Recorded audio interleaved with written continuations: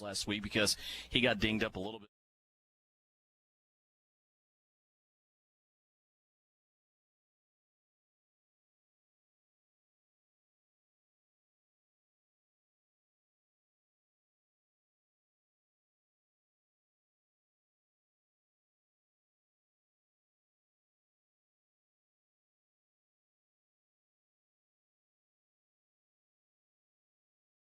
And kind of go back and forth until halftime.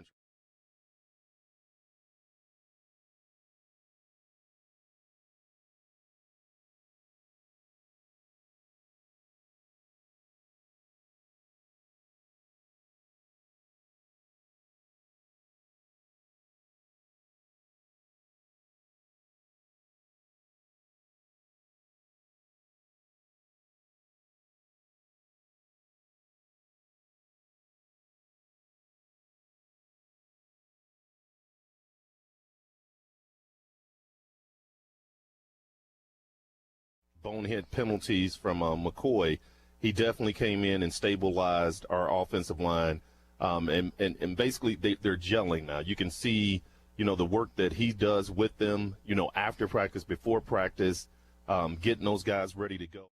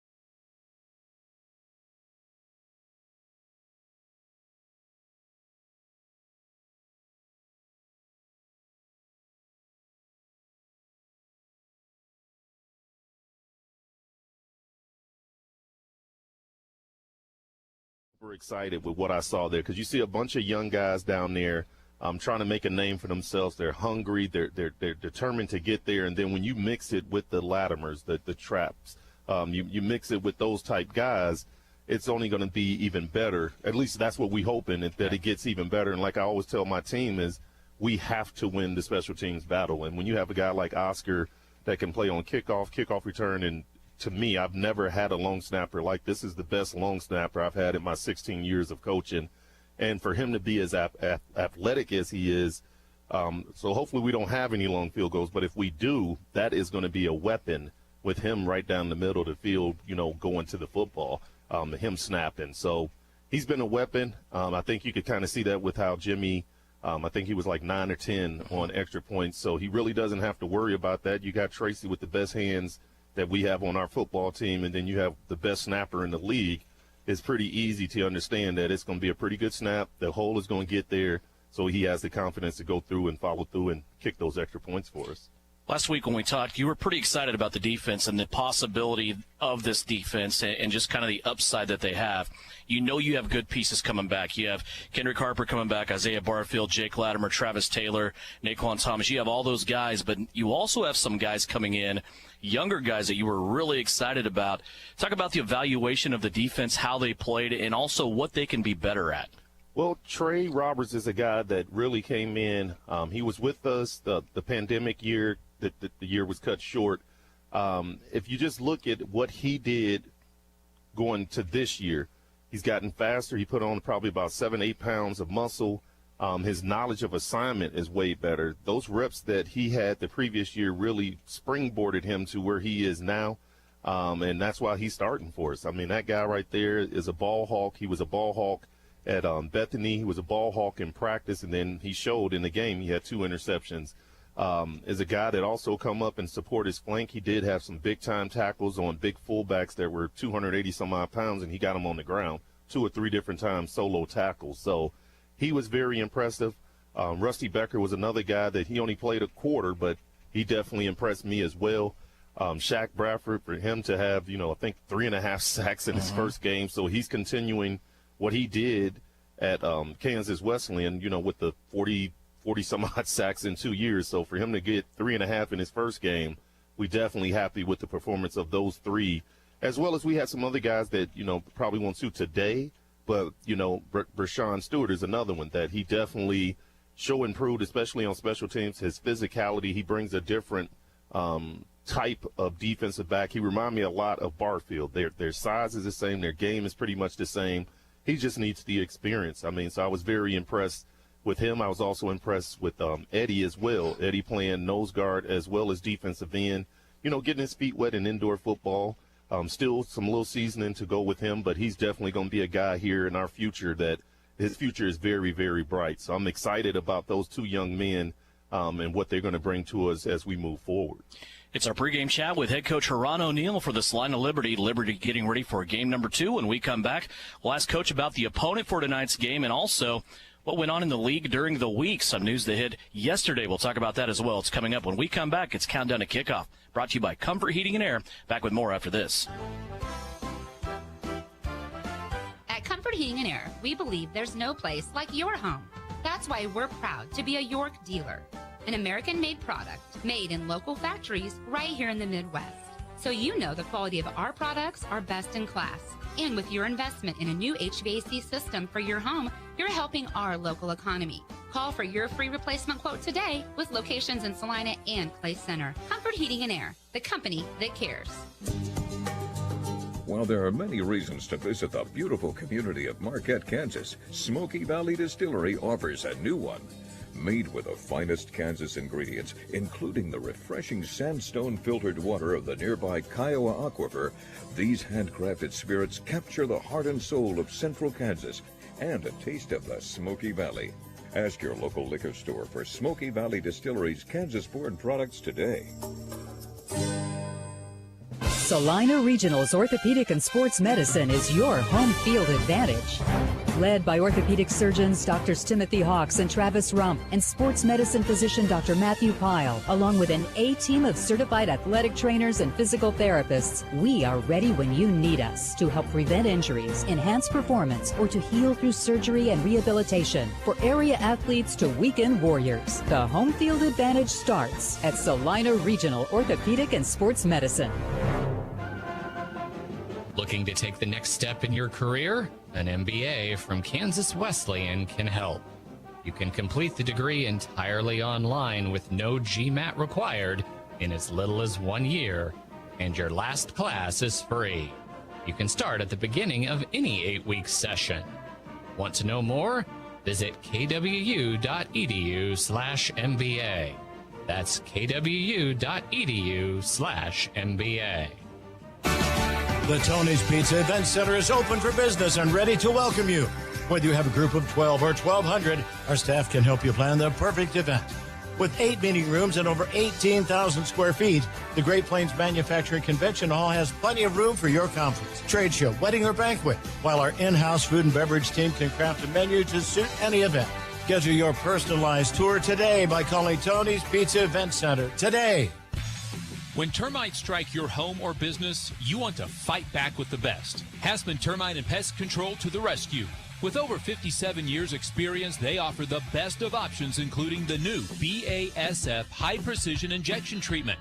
Don't let termites get you down. With one phone call to Hassman's, they can put one in the win column for you.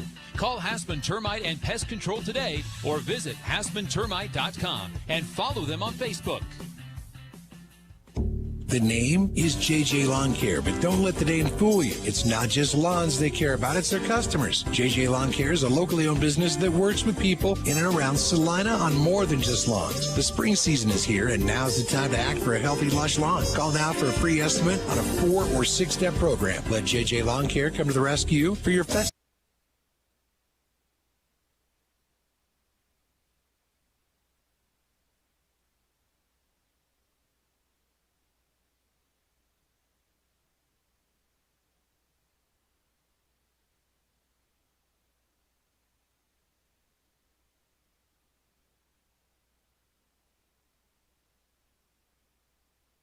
A world-class athlete with millions of dollars for this cutting-edge therapy, PRP is available to you in the Salina Pain Clinic. Call the doctors for a consultation and see if this treatment is right for you. See them at 200 South 5th in the Salina Surgical Arts Center. Back here on Countdown to Kickoff, it's brought to you by Comfort Heating and Air, getting ready for game number 2, the Wichita Force in town to take on the Salina Liberty.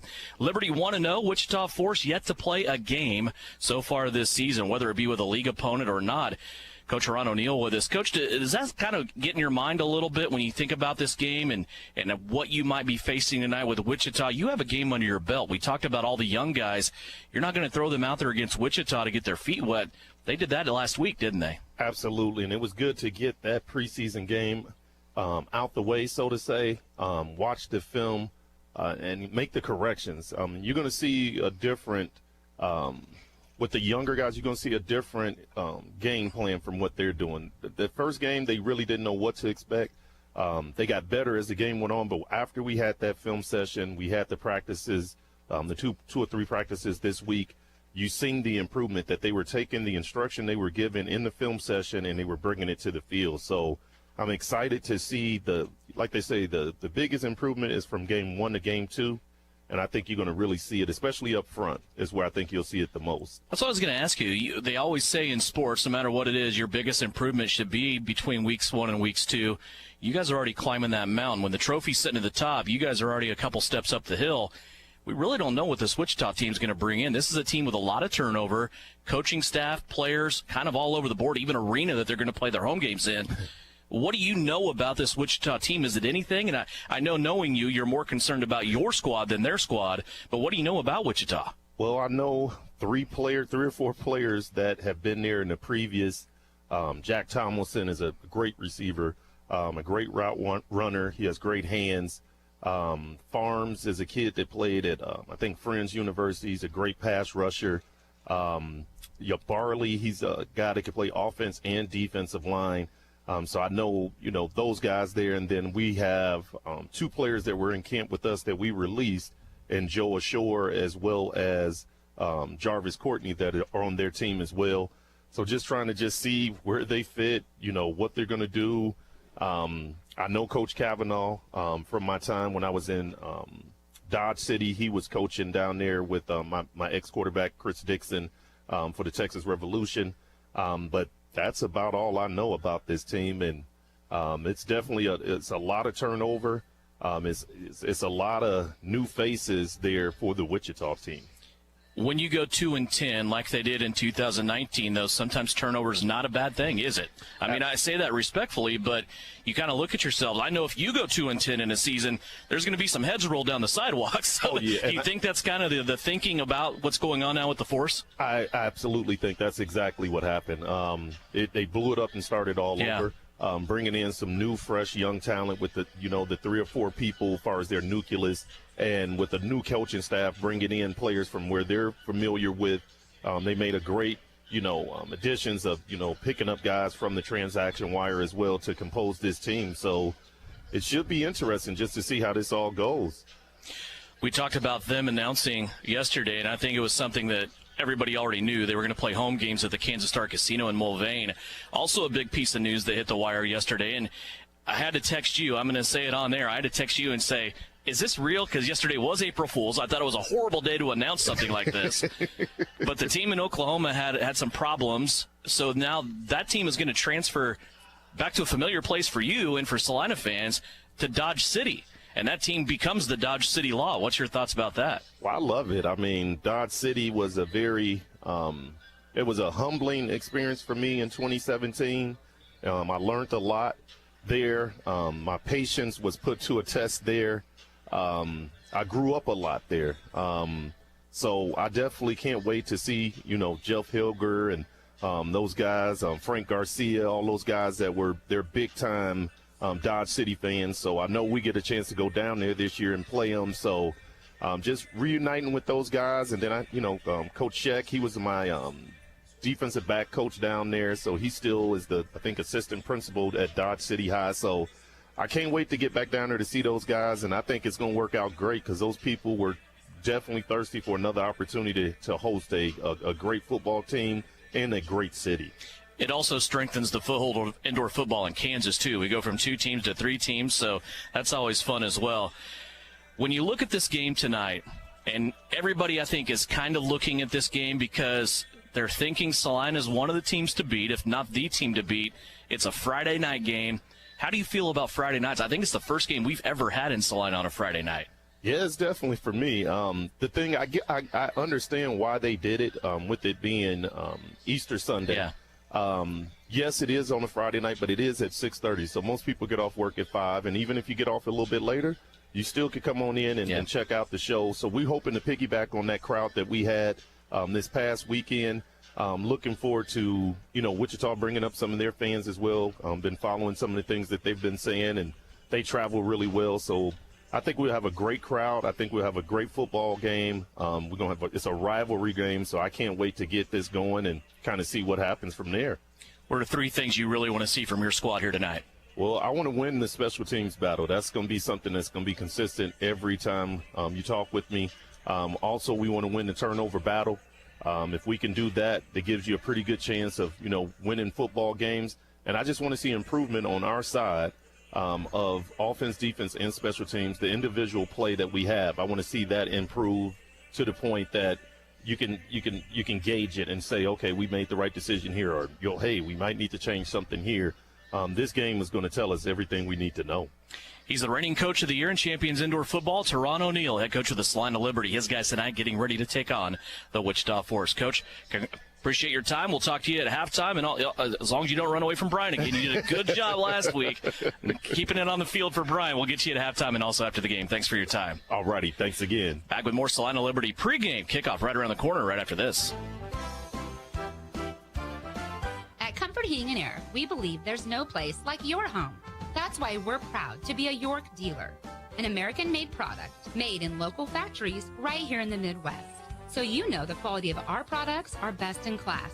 And with your investment in a new HVAC system for your home, you're helping our local economy. Call for your free replacement quote today with locations in Salina and Clay Center. Comfort Heating and Air, the company that cares. While there are many reasons to visit the beautiful community of Marquette, Kansas, Smoky Valley Distillery offers a new one. Made with the finest Kansas ingredients, including the refreshing sandstone filtered water of the nearby Kiowa Aquifer, these handcrafted spirits capture the heart and soul of central Kansas and a taste of the Smoky Valley. Ask your local liquor store for Smoky Valley Distillery's Kansas-born products today. When termites strike your home or business, you want to fight back with the best. Hasman Termite and Pest Control to the rescue. With over 57 years experience, they offer the best of options, including the new BASF High Precision Injection Treatment. Don't let termites get you down. With one phone call to Hasman's, they can put one in the win column for you. Call Hasman Termite and Pest Control today or visit HasmanTermite.com and follow them on Facebook. Spring is here, and at Salina Medical Aesthetics, we know you want to look your best for the sunny days ahead. Tame your lines with 15% off Botox treatments. Signature Hydrofacial treatment is only $149. Lip fillers are up to $100 off, and Latisse for lashes starts at $130. Treat those visible veins and get ready for short season with sclerotherapy, just $175. Rates good if you schedule appointments by March 30th at Salina Medical Aesthetics. Looking to take the next step in your career? An MBA from Kansas Wesleyan can help. You can complete the degree entirely online with no GMAT required in as little as 1 year, and your last class is free. You can start at the beginning of any 8-week session. Want to know more? Visit kwu.edu/MBA. That's kwu.edu/MBA. The name is JJ Lawn Care, but don't let the name fool you. It's not just lawns they care about, it's their customers. JJ Lawn Care is a locally owned business that works with people in and around Salina on more than just lawns. The spring season is here, and now's the time to act for a healthy...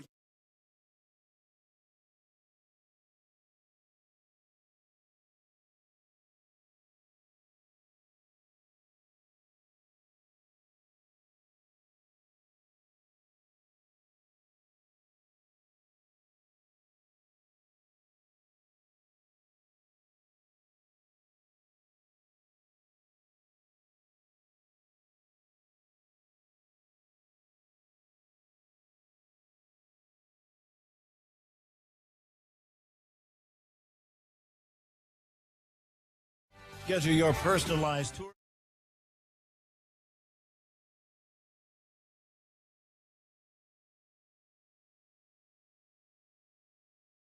Welcome into Tony's Pizza Event Center once again. It's a Friday night of football here under the roof of the TPEC Center. Devin Haney along with Russ Kossel in the booth.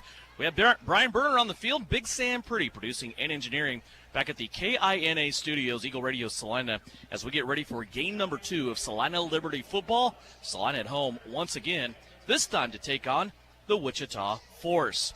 The Force out on the field, getting ready for the coin toss, along with the captains for the Salina Liberty, Tracy Brooks and also Dontre Matthews. Tracy had an interesting game last week. Russ Kossel in his limited action, he came out at running back, had 2 carries, 2 touchdowns.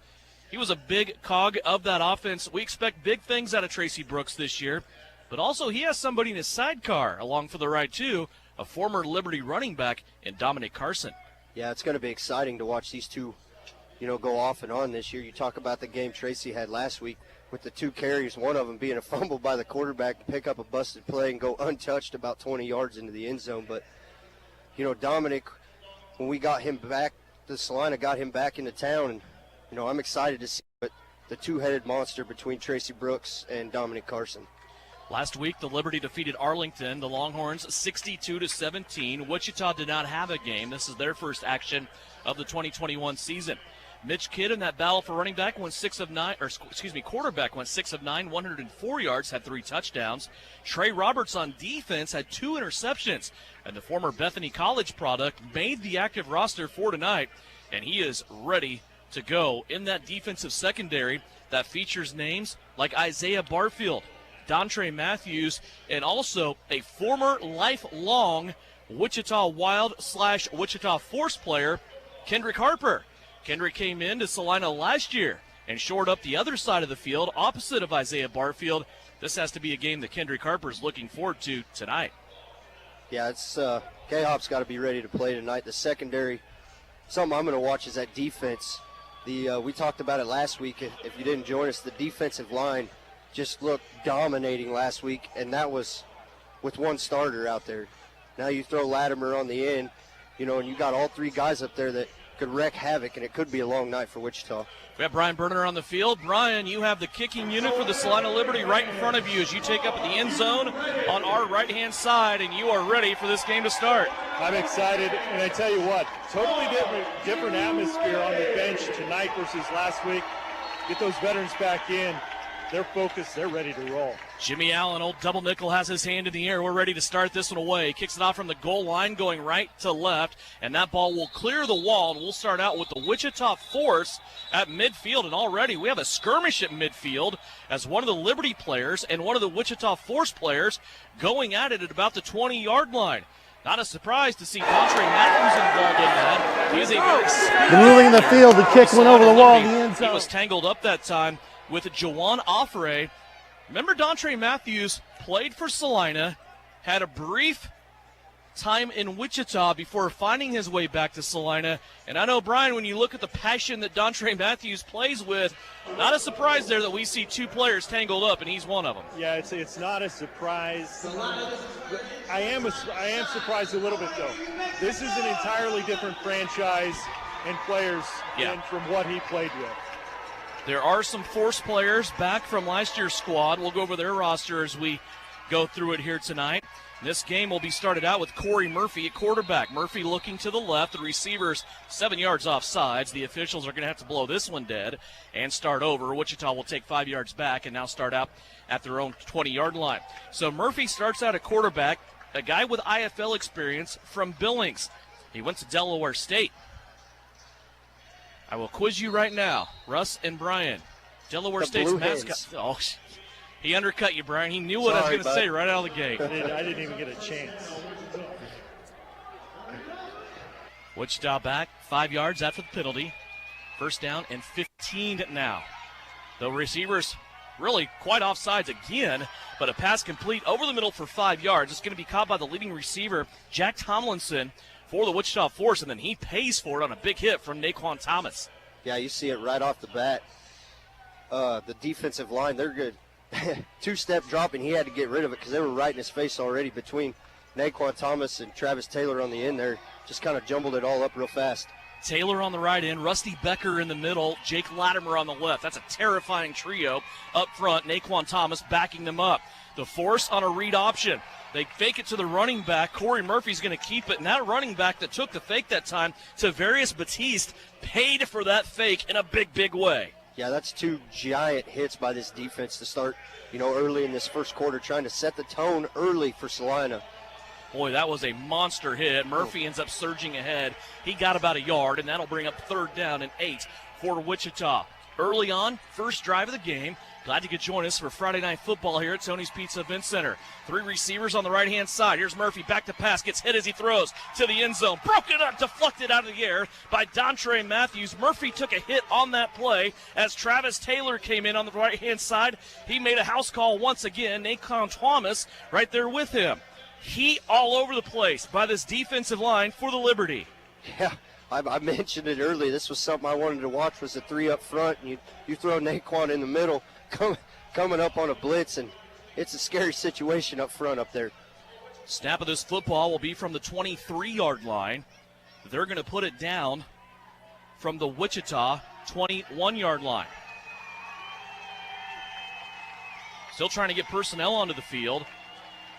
Ron O'Neill asking for the crowd to get into it. This crowd still filing in. It'll be a 37-yard attempt. Dacian Schumann back to take it if it's short for Wichita. Back to kick it for Wichita, Jordan Drake. The hold is good after a bad snap. And a side-armed kick that may have been deflected. Angles off to the left-hand side. Rusty Becker, also Jake Latimer looked like was in there. One of them may have got a finger on that. Brian, I don't know if you had a beat on that down there on the field. I know you have a lot of company right now, right in front of you. Yeah, no, I don't know if there was a hand on it or not. The kicker was having a lot of difficulties in warm-up tonight. One thing to keep in mind, as he mentioned to us, and that kicker, Jordan Drake, he didn't get a call until Sunday that said, hey, we need you. We had 2 guys come in, no experience, are you available? Then it was a situation, he goes, hey, I got a full-time job. He didn't get here. He drove up on his own. Ready to go. First down and 10. Mitch Kidd will come out at quarterback for the Liberty to start out. Handoff, Tracy Brooks. Tracy tries the right-hand side. He'll surge ahead for about 3 yards, maybe 2.5. We'll call it 2. And we'll bring up second down and 8 as the Liberty offense now out on the field. Kidd last week at the quarterback spot went 6 of 9, 104 yards, 3 touchdowns. Brooks did get 3 on first down. Second down and 7 now coming up. Yeah, it's going to be a battle up front with the three offensive linemen down there to get pressure. 2 guys in motion, total of 3 receivers, right-hand side. Sweep out to Brooks. He makes a cut, has a Liberty first down. Kelvin McCoy out there in front. Brooks will have 10 yards on the play. He makes it all the way out to the 17-yard line and will be a chain mover for the Salina Liberty. Nice job there by Tracy Brooks, but a convoy of blockers out in front. Yeah, Kelvin McCoy got out and led the way and kind of got one of the force players got thrown into the back of his legs. Kind of an awkward fall, nonetheless, first down for the Liberty. Brooks still taking up residence in that backfield on the right-hand side. Ed Smith, a receiver to the left. Here's the snap. They go to Brooks again, right up the middle. He'll get to the 20 on another gain of 2. We're seeing power football here by Huron O'Neill early on. No pass attempts. Yeah, it seems like he's trying to set the tone. We're gonna give the ball to Tracy Brooks and hand it up the middle there. It seems like the official got an injury timeout on the field. There's an injury to a Wichita Force defensive lineman. It's Joe Achor, a Missouri Western lineman, 6'3", 290 pounds, and he is down on the field after that 2-yard gain by Tracy Brooks. And so far it's been Tracy to the right, Tracy up the middle. Tracy hasn't tried the left-hand side yet as they're running off that right-hand side. Kelvin McCoy out there blocking, along with Josh Hughes, all 6'7", 340 pounds of Josh Hughes. The other lineman to start out for the Liberty, Nick Bittinger. He's a 6'2", 305-pound lineman from Middleton, Ohio, as that's their starting 3 to start out here for the Liberty. And I know, Brian, there's been a lot of talk about receivers and also offensive linemen. When you look at the time the Liberty has the football, that's the most needed replacement, but also quarterback too. And I know last week Huron O'Neill did get a complete look at his quarterback battle in game time. Yeah, it's going to be, one of those, I think what he said in pregame, 2 possessions and then a switch type situation. I am going to 100% agree with Russ. What I'm seeing down here is it's like Coach O is just trying to kind of lull them, meaning Wichita, into that, hey, we're just going to power football at you. I wouldn't be surprised in the next couple snaps to see someone try to go out, whether it's Ed Smith or maybe swing Tracy out to try to hit them down that flank, because you see defensively those defensive backs seem to be creeping in more towards the line of scrimmage right now. The word that we always hear when people say Ed Smith's name, the word in front of Ed is fast. And that's what they always say about Ed Smith. And that's another guy that has mixed affiliation. He started out with the Liberty, went to Wichita for a little bit amount of time, and then came back to Salina.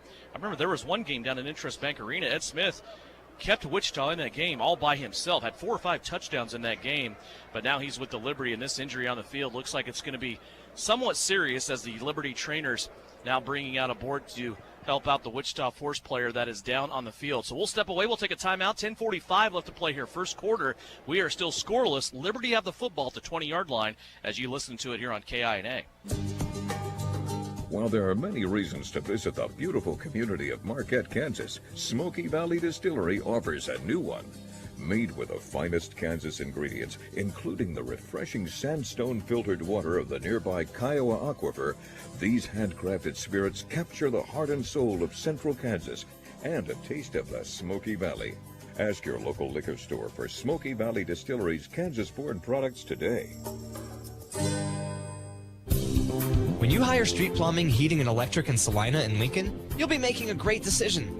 Providing full-service plumbing and HVAC, they have the knowledge and skills to get the job done right the first time. They work with you throughout the project to ensure you get the personalized service you deserve from licensed and insured technicians. Excellent customer service in Central Kansas since 1985. The experienced team will clean the premises once the job is done. Street Plumbing, Heating, and Electric. Know them better at streetphe.com. Salina Regional's Orthopedic and Sports Medicine is your home field advantage. Led by orthopedic surgeons Drs. Timothy Hawks and Travis Rump and sports medicine physician Dr. Matthew Pyle, along with an A-team of certified athletic trainers and physical therapists, we are ready when you need us to help prevent injuries, enhance performance, or to heal through surgery and rehabilitation. For area athletes to weekend warriors, the home field advantage starts at Salina Regional Orthopedic and Sports Medicine. You're listening to Liberty Football on KINA. Joe Ochoa has been taken off the field. He is going to be assisted in the bag, maybe even make a trip to one of the care facilities here in town, as you just heard a message from Salina Regional, one of the best in the area. So after that injury timeout, Salina Liberty will take over. 2nd down and 8. And the nose of the football at the 20-yard line. Wichita not quite ready to go yet. They still have their helmets off and trying to get people onto the field. And Wichita's going to have to take a timeout. They were unprepared to get back to action. Sponsor of tonight's radio broadcast as we listen to Salina Liberty football here, not only online at salinapost.com, but also on KINA and also on YouTube video with Smoky Valley Distillery, one of the gyms in downtown Marquette. They offer tastings and tours on Thursday, Friday, and Saturday. Smoky Valley Distillery is a Kansas distillery that uses all Kansas grains and water from Longford, Kansas. Water is sandstone filtered, and it makes one of the keys of the taste of their vodkas, bourbons, and whiskeys. Yes. Very nice people. You go down to Marquette. Yes. Gift shop, brewery, the whole deal, a whole tour. They are just happy to show people around and give you the keys to that. Here's a pitch out. Tracy Brooks, 2nd down and 8. He has an angle, has a first down. There's a flag on the play as a block, a defensive back, and also a receiver engaged. Back here at the line of scrimmage, and the flag lays at the 20-yard line. So we'll have to sort out our first penalty flag of the night. Well, you called it, Devin. Tracy Brooks run middle, Tracy Brooks run right. He hasn't ran left yet. Well, you got your gift. And a hold out there on the edge by one of the Liberty receivers will back Salina up to the 11-yard line. A 10-yard penalty, still 2nd down. I believe they got Dacion Schumann on that, if I'm not mistaken. I could be wrong, but it looked like he was the one out there, and that's what it sounded like the Whitehead just said. Waheem Bird not active tonight. We understand he had a personal matter to attend to. So Dacion Schumann active in that wide receiver core for the Liberty. Two guys in motion on the right-hand and left-hand side, one each. And a pass out. It's Mitch Kidd's first pass of the game. We'll get him back to the original line of scrimmage. And that goes to one of the running backs, Nelson Brown, 6', 240-pounder. That made the active roster for the Liberty after playing in his first indoor football game last week. And they're going to spot Nelson Brown 2 yards short of that original line of scrimmage. So this will be a 3rd down and long. It's 3rd and 12. Ball setting at the 17-yard line. Liberty still yet to cross midfield. 9:48 left to play. Still scoreless. Two guys in motion, one on each side. Kidd back to pass, under pressure, takes a hit, wants to go all the way to the end zone, and a flag will be thrown. This is going to be pass interference as Ed Smith inside the 5. Looked like he didn't have a chance at that football, Brian Berner, but as you look all the way down the field, he caught up to that pass and had a chance for a touchdown. Yeah, the speed was there. I'm going to be interested to see if it's both flags against Wichita. You know we're going to have a pass interference. We'll see what this first. I wonder if it was kind of an illegal hands to the face. There are 2 fouls on the defense. Pass interference. Number 3, that penalty line. Personal foul, hands to the face that caused the helmet to come off. Number 7, 15-yard penalty to the previous spot. First down. Good call, Brian Berner. Hands to the face. One penalty will be accepted by the Liberty while the other one goes by the wayside. And this penalty now will advance the football inside the 20 for the Salina Liberty to the 18-yard line. Yeah, and the most yardage that Liberty got so far off of 4 or 5 plays has been that 15-yard penalty.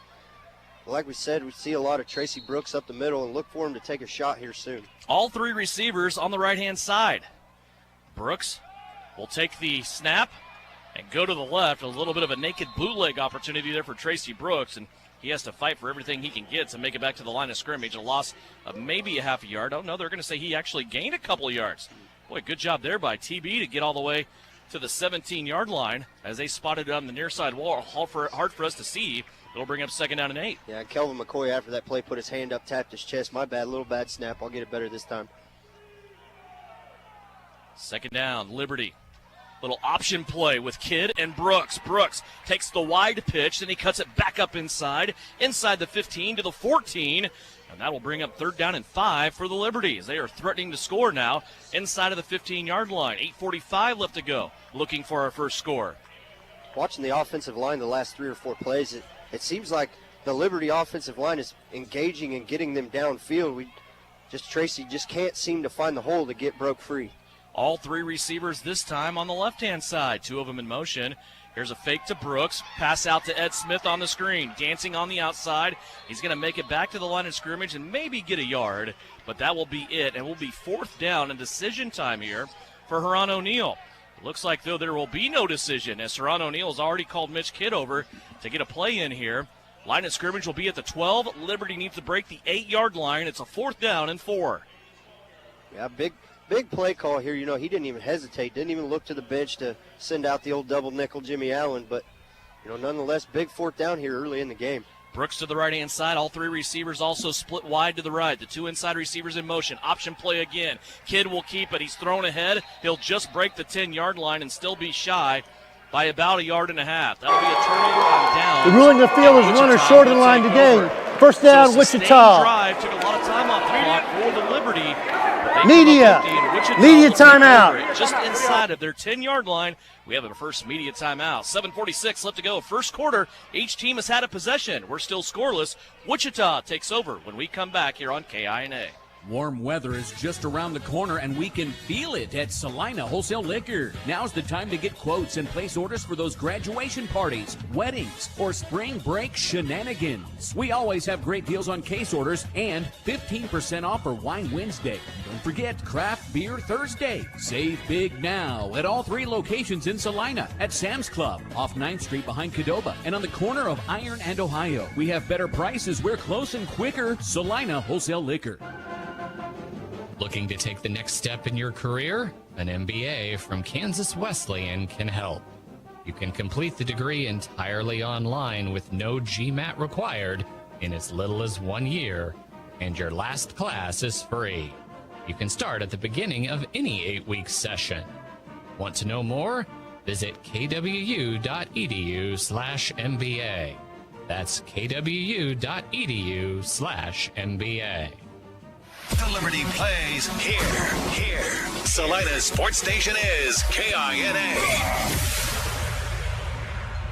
Back at Tony's Pizza Event Center, still scoreless, 7:46 left to go here, first quarter. Wichita takes over after stopping the Liberty, a turnover on downs at their own 10-yard line. Snap back to the Force quarterback, Corey Murphy. He passes to the right-hand side. It's going to be incomplete. Kendrick Harper on the coverage for the Liberty, and it goes through the hands of Jordan Payne. Yeah, the first time we've called K-Hop's name, and, the receiver never had a chance right there. Harper was just right on his back the whole time. The official searches around where to place the football. He was 5 yards off to begin with, and he tried to put it all the way over on the left wall.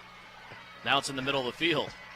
7:05 left to go. 2 receivers on the left in motion for Wichita. They get a head start here across the line of scrimmage.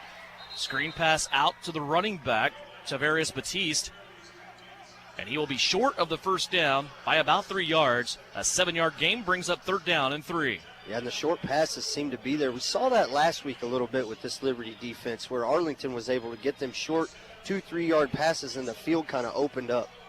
3rd down and 3 for Wichita. They need to break the 20-yard line, and they will try to do it with 3 wide receivers, 2 on the left-hand side. A flag as one of those receivers offsides. Doesn't matter, though. Travis Taylor comes up with a sack, and now they're going to say maybe an offsides on Taylor. Brian, what'd you see on the field? I was in a position I couldn't see if he left earlier or broke across, but according to the white hat, he was offside, and so that'll be just enough for the first down. We continue here on the second series for Salina's defense with Jake Latimer and Taylor taking up the ends. Rusty Becker in the middle. We have yet to see Shaq Bradford, a former K-Dub Kansas Wesleyan product, who had 3.5 sacks last week against Arlington. Back to pass, Murphy over the middle, has a receiver, and that receiver knocks down the defensive back for the Salina Liberty, and he's going to score. Rodnell Cruel, a 6-foot receiver from McNeese State, played with Wichita a season ago, and he is going to score the first points of the game. And what a weird play there, Russ. Right in front of Brian, we saw it on the field. The receiver caught the ball. We thought he was going to get lit up, and all of a sudden the Liberty defensive back is on the ground. Yeah, he laid a big stick on him, and then he kind of bounced off and finished the tackle on his own defender right down there in front of Brian. So it was a weird play there. Extra point coming up. It's pending here from the kicker for the Wichita Force, Jordan Drake. Placement is down, kick is up, and it goes to the uprights. Our first touchdown, an extra point of the game with 5:26 left to go. Brian, that happened about 12 yards in front of you. What did you see there on that play? Yeah, the reception was there, and then Trey Roberts was one of the receivers, and Trey had the opportunity, it looked, to kind of wrap him up, but just the impact kind of popped him backwards and allowed the receiver to spin and just kind of go into the end zone. So it's a crazy play, and one of those, I think, expect to have some discussion with the other defensive backs as they kind of get regrouped here on this next offensive possession. First touchdown of the game goes to Wichita as they're getting their toes wet here, Russ. No game last week for the Force. And a big announcement out of them here just the last couple of days. They're going to be playing their home games at the casino in Wichita down in Mulvane at the Kansas Star. Yeah, and we kind of were joking before the game that, some of them living in the north side of Wichita might have the same drive from Wichita where they live to here to the Kansas Star Casino in Mulvane. Nonetheless, it'll be exciting to go down there, watch them play, and just a lot of crazy news this week in the CIF.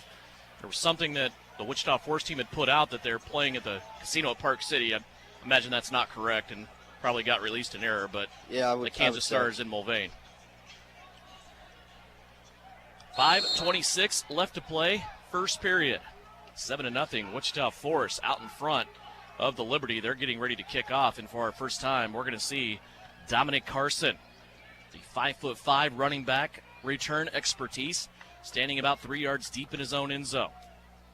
Here's the kick, sidewinding kick. Carson will take it at the 1. Has a blocker in front of him. That's Tracy Brooks. Carson sidesteps at the 10, 15, 20. Makes it all the way out to the 25-yard line. And again, extracurricular activity between one of the Force players. This time it's Sherman Arthur and Dontre Thomas and Dontre Matthews and Huron O'Neill got a earful of Detre as he was walking onto the field to collect his offense here. Yeah, and I can't imagine coaches none too happy right now or pleased with how the defense, played that second possession there. Nonetheless, Salina coming out with good field position that Dominic created. Liberty offense now, the task in front of them is to give an answer. Mitch Kidd still on there, quarterback. We understand it's going to be a 2-by-2 situation between him and Tyree Adams tonight. Kidd steps up, goes over the middle of the field, has a receiver. It's going to be Dacian Schumann down at the 14-yard line. They're actually going to spot him at the 13. First down and 10 for the Liberty. And Mitch Kidd throws a strike there to Schumann. Yeah, give credit to the offensive line there. Created a nice pocket for Mitch to step up into and threw a dart to Schumann where he was the only one that was going to catch that ball. From the 13, where it's first down and 10. Kidd in the shotgun once again. Tracy Brooks to his left-hand side. Kidd back to pass. Now he's going to go on a quarterback-designed run. Makes it to the 10-yard line. It's about the same spot where he was tackled on the last drive. That was fourth down, though. It ended that drive. This a first down carry that gains 3 and brings up second down and 7 from the 10. Yeah, we'll see what Huron draws up here. The defensive backs seem to be sucking in more and more on the play action, so see if they stay with the play action or give Tracy Brooks a shot here. Nose of the football at the 10-yard line. 4:07 left to go here, first quarter. Force lead at 7-0. Kidd puts 2 receivers in motion. Takes the snap to the right hip. Steps up. Now he's going to stop. Now he wants to run again. Gets to the 10, and he's going to be horse-collared from behind and taken down at about the 6-yard line. So Kidd, a little bit of hesitation that time, back and forth, and maybe some indecision on what he wanted to do, but he still made gravy out of it. Got to the 5, where it's going to be 3rd and 2. Yeah, he had plenty of time there. Just couldn't find anybody open. Kind of kept on his toes, dancing around in the back, and finally just decided to tuck it and run it. Got caught from behind, like you said. Big down here for the Liberty. 3rd down and about 2.5. Ball sitting at the 5-yard line. Knocking on the door, trying to even this score. Two receivers on the right-hand side. The give to Brooks. Brooks runs through a couple of tackles. There's a flag on the play as Tracy Brooks ends up in the end zone. That's Dominic Carson. Oh, that is Dominic Carson. They pulled the old switcheroo on me. And that was a weird play to start out with, too, because Carson and Kidd kind of ran into each other, and they couldn't decide who was going to take the football. Carson ended up with it. And as I said, DC in the end zone, it's going to be an illegal defense on Wichita. And for the first time this season, Brian Berner, we see Dominic Carson, our old friend, into the end zone.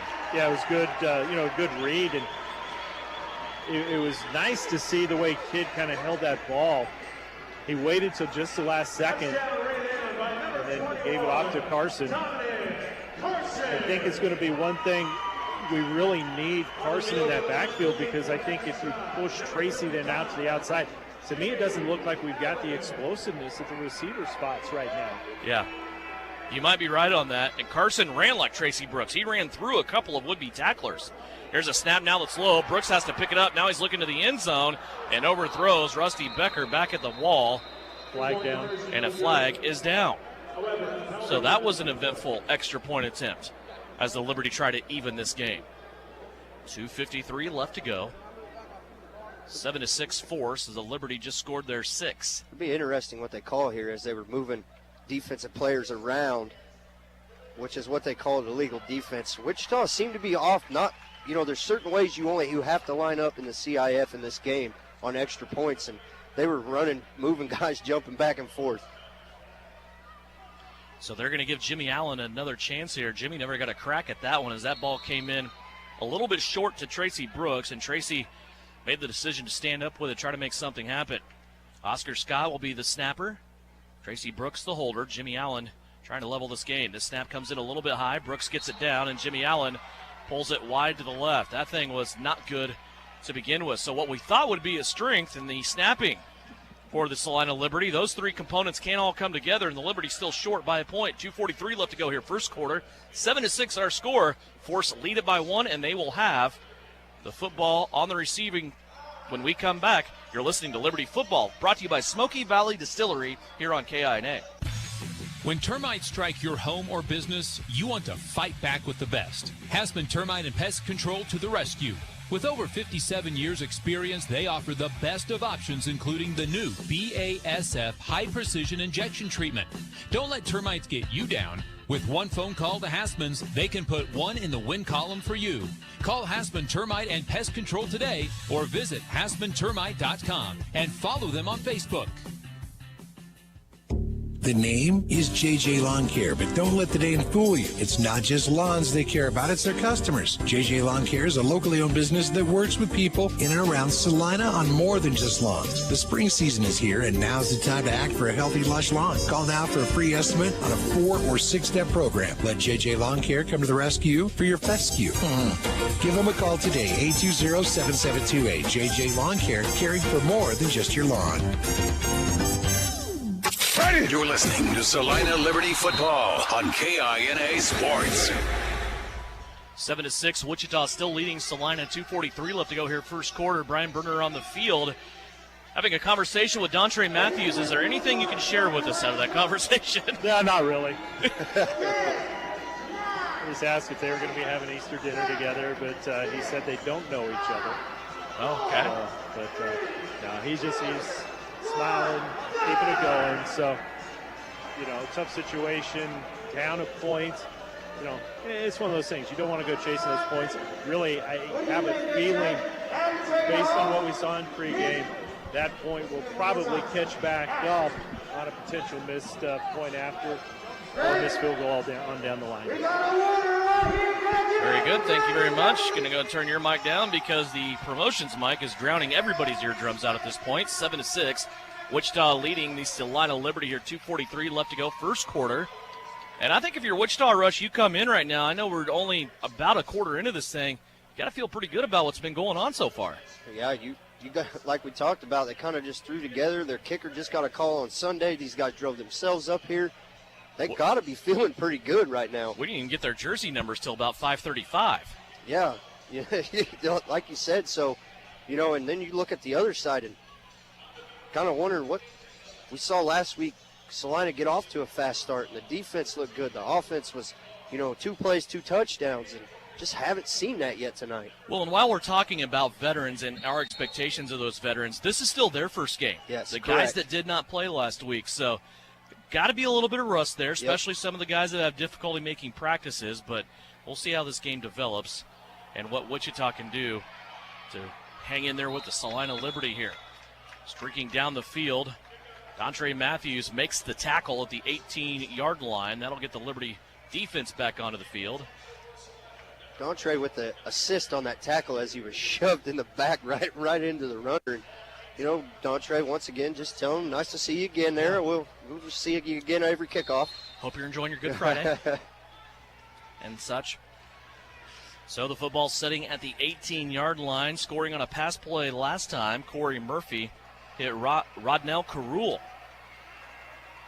2 receivers in motion. Total of 4 receivers. Murphy gets tackled this time. Travis Taylor took him down at the waist. Murphy goes down. The pass was caught. And now Taylor gets into it with one of the Force guys, trying to make his way back to the huddle. It might be a tough call there on Travis. He did go low, but, it's one of them bang-bang plays when you're getting blocked. They're double-teaming him. They got to pick one of the 3 to double-team because they can't single block all of them. And they are going to say low hit to the quarterback, to Travis Taylor. I thought Travis got pushed in the back a little bit and was kind of stumbling towards the quarterback. But as you said, it's one of those plays that in the jungle, so to speak, it happens where there's so many bodies flying around. So Wichita will benefit here out of a big penalty and also that pass being complete. And they will have the football advanced all the way down to the Salina 13-yard line. It's a huge penalty. Oscar Scott in there at linebacker to spell Naquan Thomas on this drive. Waiting for the snap is Corey Murphy. Murphy will move his running back, Tavarius Batiste, to the line of scrimmage. Receivers offsides once again. And now we have a skirmish again as Jack Tomlinson gets up, pushing and shoving everyone. Laundry's flying on the field right now. Somebody's got to step up and get control of it. At some point, you got to say, come on, guys, it's time to lock it in and play this game. Brian, it's in front of you. Take us through it. Well, the flags went up. The pass, they're going with those quick routes. Yeah. And the flag went up. Detroit just went ahead and ran right through the receiver. The receiver then took some exception to it, came up, pushed back. Generally, it's the second person. I didn't hear I saw the flag, wasn't able to really hear the whistle, so I'm not going to say that Detroit was at fault. I think he did exactly what he needed to do and play through it. On that play, field level, where you said you had trouble hearing the whistle, is it one of those things where even though the whistle blew and play stops, you still can't stop somebody running full speed? And I'm talking about Dontre Matthews. Yeah, I think you're correct on that. The thing we're going to run into is Dontre, he's kind of got a little bit of a reputation. And so some of these officials will come after him.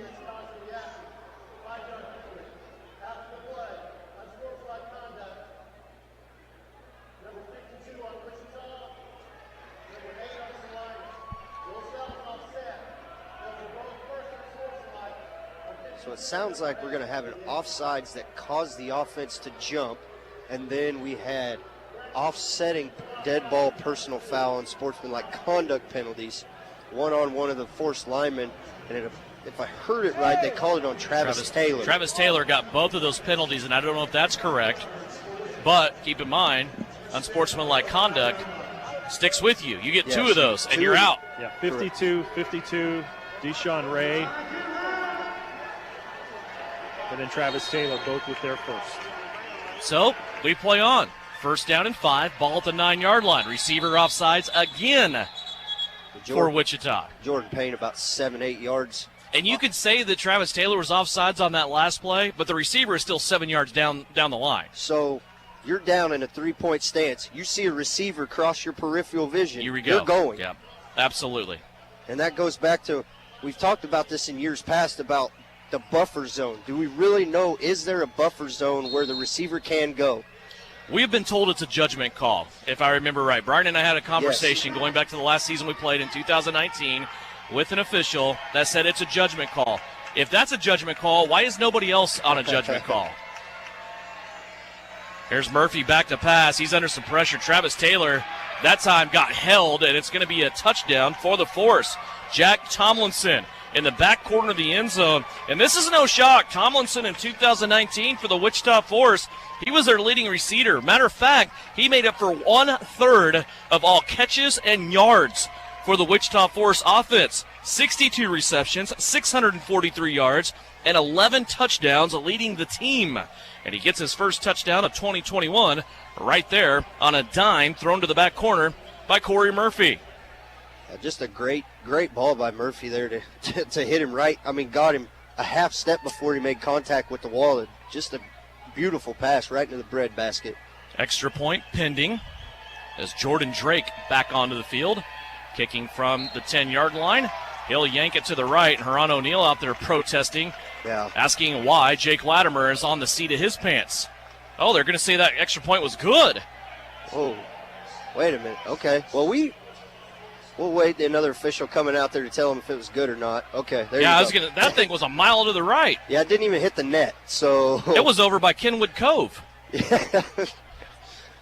Yeah, and you go back and Latimer laying on the ground with two guys laying on top of him, had a good jump, and we could clearly see the 44 as it stretched his jersey out right there. So, oh, what an adventure, huh, guys? It's been exciting so far. It's the Liberty came out strong. You talked about it. This is these guys' first games that didn't play last week, hoping to knock the rust off. You're hoping by now that the rust would have been knocked off after the first series, but it seems the secondary, down there is just having something not click right now for them. Jake Latimer had an extensive conversation with the lead official after that play. Now he's going to run back and go out on kick return. Again, Latimer, one of those guys, former Iowa State Cyclone, that he will play every down if you let him. He's on kick return, kick coverage, defense. Well, he's out there just about everything.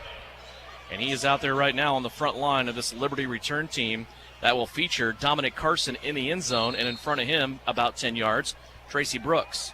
That'd be the guy I want to have in front of me lead blocking too. Well, you look in front of them, then you got Nelson Brown and take your Oscar Scott. Jordan Drake with his hand in the air. Force lead at 13-6. Sidewinding kick will bounce at the 4. It'll take a high bounce deep in the end zone to Dominic Carson. DC to the 10, 15-20. Look out, 25. Little juke move at the 20 to the 15, inside the 10, and barrel rolled down at the 8. Dominic Carson making his impact felt as he returns to Salina for the red, white, and blue.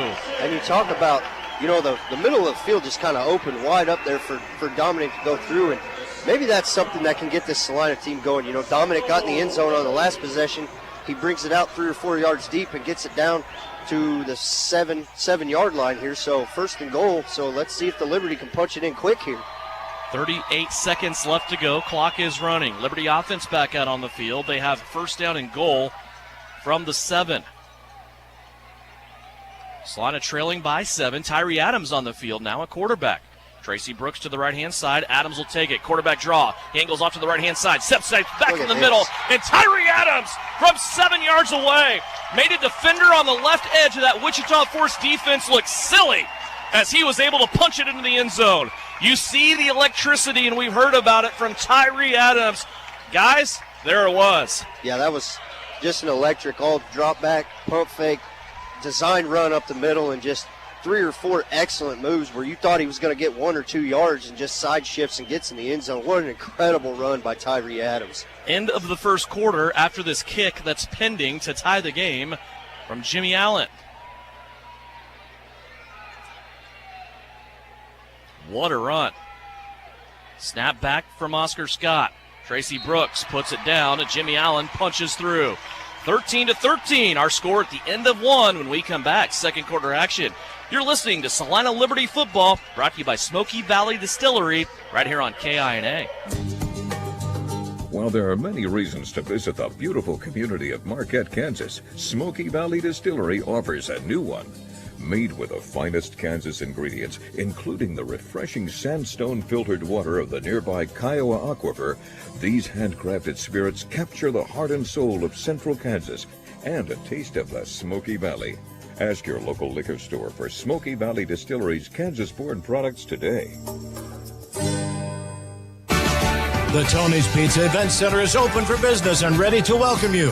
Whether you have a group of 12 or 1,200, our staff can help you plan the perfect event. With 8 meeting rooms and over 18,000 square feet, the Great Plains Manufacturing Convention Hall has plenty of room for your conference, trade show, wedding, or banquet, while our in-house food and beverage team can craft a menu to suit any event. Schedule your personalized tour today by calling Tony's Pizza Event Center today. You're listening to Liberty Football on KINA. Brian, you get up there in age. We appreciate the moves of people like Tyree Adams. What he just did made my knees hurt a little bit. Yeah, I think the ankles of, I think it was DeMario Donnell was the guy that just kind of got his ankles broke when Tyree made that cutback. That was just, it was needed at the right time. Is it going to be that momentum shifter that the Liberty need? I want to go back to the kickoff prior to that. I don't know if you guys saw it, but really what seemed to make that play was a block that Dontre Matthews put on, and he just basically ran over Kevin Short and just freed that space up on the right side. I think it's a lot of aggression that, Dontre just kind of feels, and I think defensively, these defensive backs, I think they're taking some of this personally because Wichita's doing a good job about finding those open spots back in that backfield. They're looking, like they've been playing, this is game 5 or 6 for them. Yeah, absolutely. This is the only game tonight on the CIF schedule. Jerome McGraw back to return for the Wichita Force. All tied up, 13 points apiece. It's been a good one so far. This game used to mean so much. Back in the very first game of indoor football in Salina history, back when it was the Bombers, this was the very first matchup. In a sold-out arena. Rocky Hines playing quarterback for the Wichita Wild and Dane Semino playing quarterback for Salina in a sold-out, back then, Bicentennial Center. And what a fun game that was, but we saw the importance of defense in that game, especially defensive linemen by the Force. Here's Batiste. He's going to take the ball out of the air at the 15 and then just get absolutely clobbered down at the 25, and here we go again. I guess you always have ESPN Friday Night Fights, and these guys are kind of taking that to another level here in this game as we have another skirmish, but a big, big hit by Dontre Matthews. Also Oscar Scott in there as well as they ended Batiste's carry at the 25. The Friday Night Lights on the kickoff show, Dontre trying to steal the show here on every kickoff seems to be in the skirmish. He's still up there. They're trying to get him back. Rusty trying to get him back there, and give credit to the returner there. Snatch that thing right out of the air about the 13-yard line to save, good field position there. Travis Taylor out on this series. Shaq Bradford in for the Salina Liberty. He'll take up the spot on the right end. Rusty Becker still in the middle. Jake Latimer on the left-hand side. Naquan Thomas back in there at linebacker. 4 defensive backs surrounding those 4. First down for the Force. From their own 23, Murphy at quarterback. Drops back, little pump fake, and then Becker got off of his block. Then Jake Latimer comes in and ends Murphy as he's trying to change directions. It's still going to be a gain of 2. He'll cross 25 and go 24-24 for a gain of 2, second down and 8. Yeah, in the battle, we talked about it up front with these 3 stud defensive linemen for Salina. Give credit to Wichita. They're holding right in there with them. Good effort on that offensive line. You're right, Russ. For Wichita, tied up at 13, early second quarter. Receivers, offsides by a mile. Once again, they're running over to that lazy river over there at Kenwood Cove that's getting ready to open up here in the next couple of months. And again, they call offsides on the defense. Oh, well, and we got the referee looking like he's going to step it off to the offense. The white hat said defense. Nobody really knows. Yeah, we changed quarters. That's the conversation they're having right now. One of those partners came in and said, hey, pointed the wrong way, and you said defense. Yeah, there you go. Now they got it under control. We had preseason last week, right? Yeah, it looked like same official, same white hat anyway. Second down and 13 somehow. I don't know how that's a placement. Here's Murphy now, back to pass. He's going to escape the pocket this time. He's going to spin off the would-be tackle by Naquan Thomas and then get tackled from behind by Shaq Bradford. Russ, I go back to the film you and I watched with Shaq Bradford, a former K-Dub product here at Kansas Wesleyan. The Coyotes had a very good college career in the KCAC. He's a terrifying individual because not only is he 5'10", 230 pounds, he runs a 4.5 40. Yeah, and the quickness off the ball, and his hands are even quicker getting rid of the offensive lineman. Third down and 3. High snap back to Murphy. He lobs it over the middle. There's Tomlinson again. First down force as he gets it at the 14-yard line. It's a gain of 5, and that'll move the chains for Wichita. Brian, tempo, I think, for this Wichita offense is very impressive so far. Yeah, they're stepping up, and they're being quick. Again, it's those quick drop look, those little 5-6 yard routes. That's all they're going to look to try to do right now. They're doing a great job. I want to go back to Shaq Bradford. You look at Deshaun Ray. They're going back and forth. Deshaun's got the size. I don't think he's going to be quite prepared for the quickness that Bradford's going to come around. Potential holds coming up. First down and 10. All 3 receivers on the right-hand side. Murphy leveled as he throws. Naquan Thomas came in and took him down back at the 25, but again the pass is complete. It's a gain of 6.5 for Wichita as now they drive the football inside of the 10 to the 8-yard line. Yeah, as you're watching the action in the backfield, it appeared that Salina was still dropping. The ball was coming in, and they were just planning to come up with the receivers. A lot of cushion here. We'll see if they tighten it up with only 8 yards here to go till the goal line. Second down and 4. They can get a first down inside the 5 for the Force. Here's an option play. Murphy spins off Naquan Thomas, but then he is dead in the water right there as Isaiah Barfield, Mr. Liberty, former Kansas Jayhawk, comes in and makes his presence felt. Yeah, he came in there quick, and Naquan got in there early. There really wasn't. I mean, the timing was a little off there as the running back came on a jet sweep kind of action and just nowhere to go. Big third down. No gain on the play. It remains 4 yards to go. This time, third down. Murphy will dispatch Tomlinson to the left-hand side. He'll be in motion. That's the guy you want to keep an eye and an ear on. All 3 receivers on the left-hand side. Murphy will send 2 in motion. Little quick out here, and it's going to be dropped. That ball down on the turf. It was a very, very quick pass that time. Out on the flat to Jordan Payne, and Payne could not handle it. That'll bring up 4th and 4. And now what do the Force want to do here? Do they dial up their kicker, Jordan Drake? Do they try to take a 3-point lead, or will they test this Liberty defense? Looks like the offense is going to stay on the field there. Give credit to Trey Roberts and Isaiah Barfield. They kind of closed down quick on theirs. Coach Ron O'Neill's trying to get the crowd involved in this right now. And the crowd obliges. 13-13. Liberty trying to turn over Wichita here on downs. 4th down and 4.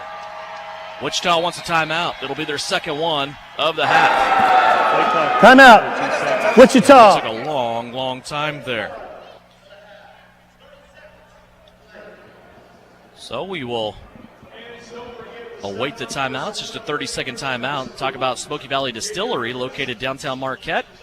It's right across from the Motorcycle Museum, if you've ever been there. That's a popular tourist spot. If people are looking for a next place to visit in Marquette, it's right across the street at Smoky Valley Distillery. It's family-owned. They support Kansas and also Kansas products. Took a tour last week. The only mistake I made, Russ, is I went there at 9 in the morning instead of at the end of the workday. Yeah, and next time you go, just give a guy a call. You know, we just did live down the street from each other. You know, we can maybe carpool next time. I'm a fan of a Bloody Mary every now and then, and they have a product down there that they make. Smoked jalapeno vodka. I was going to bring that up. And so it is that's on the to-do list. Delicious. They are great people. They are proud of their store. A little gift shop there as well. Tastings going on Thursday, Friday, and Saturday. Smoky Valley Distillery there in downtown Marquette. 2 receivers on the left-hand side in motion. Murphy trying to find him. He finds his running back, though, that comes in on the second tier. Murphy got dropped by Shaq Bradford, but he laid a dime into the hands of Tavarius Batiste, the 5'11", 185-pounder from McNeese State. And another touchdown for Wichita. Yeah, you said it, Devin, a dime. rolling away, falling backwards, getting hit, going to the ground, kind of floated it out there. And, Batistas being the only one out there, just kind of laid it right up, fell right into him. Extra point pending from Jordan Drake. See if he can put 20 on the board here for the Force. Snap is back, placement is down. Drake's kick is a lollipop that is up and to the left. No good. 1 of 3 on extra points for Jordan Drake. And with 10:08 left to go here in the second quarter, Wichita Forest take a 6-point lead, 19-13. Guys, on that last play, they started out with the 3 receivers on the left side, ran them across to the right, across the end zone, which left Batiste wide open. And that forced, with the other receivers going across, that forced the coverage to be Naquan Thomas as the only one coming. And he was like 3 steps behind and getting out there, which made it for the easy touchdown. Russ, we saw it up here. Really, it was a classic clear-out play, as Brian alluded to. But just to have just enough time for Corey Murphy at quarterback to roll out to his right, Shaq Bradford right in his face, and still throw all the way back across the field on a perfect pass. That was something else on that play by Corey Murphy. Yeah, and Murphy's got to know he's going to take a shot there. If the play's got to develop, it's got to get the receivers to clear out, get your running back to hold, 1, 2, and then leak out, and he's going to take a shot. And he took a shot, but he laid a dime right into the running back's breadbasket. 19-13 our score. Wichita has been in front the whole way. Salina has not had a lead yet, and they were getting ready to return this football. Back deep, Dominic Carson. In front of him, Tracy Brooks, and then at the 25-yard line, Oscar Scott, along with Nelson Brown. Jordan Drake tees it up right in front of the Liberty bench. Benches here at the Tony's Pizza Event Center in the end walls. Drake's kick, low, line drive. Carson will take it off of his hands and then goes over the wall. The Liberty will have it at the 5-yard line. Dominic, talk about him, he's 5'5". He's not a big, huge guy, and he jumped up and tried to get that football, but it went right through his gloves. And so, Brian, you had that right in front of you. That kick had some mustard on it, didn't it? Yeah, it did. He, I think that's one of those things where you're coming back, oh boy, I've not done a great job on those point afters. So the adrenaline kind of kicked in, and Jordan Drake, he just kind of put it wall high, but he had a lot of pepper behind that. And it was a tough ball for Carson to handle. Absolutely. So the Liberty will have their worst field position of the night so far. They've started out at the 5 now twice. They will have first down and 10 as they're backed up as we view it here. High atop the Tony's Pizza Event Center, lurking left to right, will be the Liberty. Nelson Brown comes out. He'll flank to the right-hand side. Dacian Schumann also on the right-hand side. He'll go in motion. Here's the give to Tracy Brooks right up the middle. He will get to the 5-yard line, then stretch and reach ahead to the 11. A gain of 6 on first down by Brooks. That brings up second down and 4. Yeah, all Brooks there, getting contact at the 5, at the line of scrimmage, kept his feet turning for a 6-yard gain. I know he's huge. Like, this guy lives in the weight room. Yes. We were joking last week, he quarantined in the weight room. Right. But the aggressiveness that he hits the hole with at the line of scrimmage is also very important. Brooks again on the right hip. He'll take a pitch out this time. Tries to get by the first defender. He does, but then the Wichita Force defense will stack him up. He'll be short of the first down. It'll bring up third down and about 3 as the Liberty will need the 15-yard line to move the chains. About 9 minutes left to go here, second quarter. Stick with us at halftime. We'll have Oscar Scott as our guest, the Precision Electric player profile. He had a chance to sit down with Brian, and you're going to love the story of Oscar Scott. This is a guy that went to high school at Rockhurst, KC Mo, but grew up in Belize. He didn't even play sports until he got late middle school, early high school. So Oscar Scott, a very good story and a very fun one. Made his way to Lynchburg to play for Bethany College, and now he's here in Salina, but a few stops in between. Learn all about him coming up at halftime. Here's a pitch out, Tracy Brooks. Why not? He ran over a couple of Force defensive backs that were victims around the right wall, and Tracy Brooks signals first down as he moves it all the way out to the 17-yard line. That's probably the biggest play Tracy Brooks has had tonight. He finally had a hole to get through. The line kind of cleared out. Receivers did a great job blocking, and he hit the hole, like you said. He hits the hole full speed. Like, he's at full speed in 3 yards. Like, his legs just don't stop. First down and 10 now for Salina. Kelvin McCoy reaches down. He grabs that football, snaps it back. And Brooks this time gets tripped up right at the line of scrimmage. very, very good play by Jeremiah Farms, a 270-pound defensive lineman from Fringe University. Yeah, and he just got off his block there and made a beat on Tracy Brooks and just made a great tackle, hitting him right at the line of scrimmage with nowhere to go. I think it's worth mentioning again, Tyree Adams in there at quarterback. This is his second drive. First drive we saw him score on a rushing touchdown. Adams waiting the snap from McCoy. Has Brooks with him in the backfield. Adams is going to be tackled. No, he's not. He's still on his feet. Now he's going to pitch it out to the right-hand side. Nelson Brown, 25-20, 15-10. Blocked downfield. Touchdown, Liberty. Tyree Adams is a magician. He should have been brought down, got tackled up high around his face mask, spun that off, came out to the right-hand side, found Nelson Brown, who was blocking, said, you take it downfield, and then a block right in front of Brian Berner seals the deal for the Liberty. I don't know how that took place. I was looking down, and it looked like Adams was going to get brought down, and potentially looked like to me could have been a possible horse collar. Next thing you know, he's doing a little shovel pass out to that right side. Magic was 100% accurate, guys. Extra point pending. Jimmy Allen, he has a chance to give the Liberty a lead for the first time, and the extra point flanks left, no good. We remain tied at 19. And I believe a media timeout. Media timeout. To go. Trading touchdowns, but no extra points. As these two teams split 38 right down the middle. 6.5 minutes left to go. Second quarter, Liberty football. Back after this. Living without pain and being comfortable is something we all take for granted until pain strikes. At the Salina Pain Clinic, your comfort is the #1 goal. Our facility has the only board-certified pain management specialist in the region and licensed support staff. Easy parking close to our doors, a single-level facility with no stairs, friendly faces that welcome you into a lobby where your relief process begins. Even our seating has your comfort in mind, providing a chair for every need. Procedures are performed in the Salina Surgical Arts Center, an accredited facility with the latest technology to provide the best care possible. Our staff is licensed and will take the time to learn about you and what your pain means. We're dedicated to providing the best care possible because your comfort is our #1 goal. You'll see local physicians who care about our community. Call the Salina Pain Clinic inside the Salina Surgical Arts Center, 200 South 5th Street, or online at aack.org. The Liberty plays here.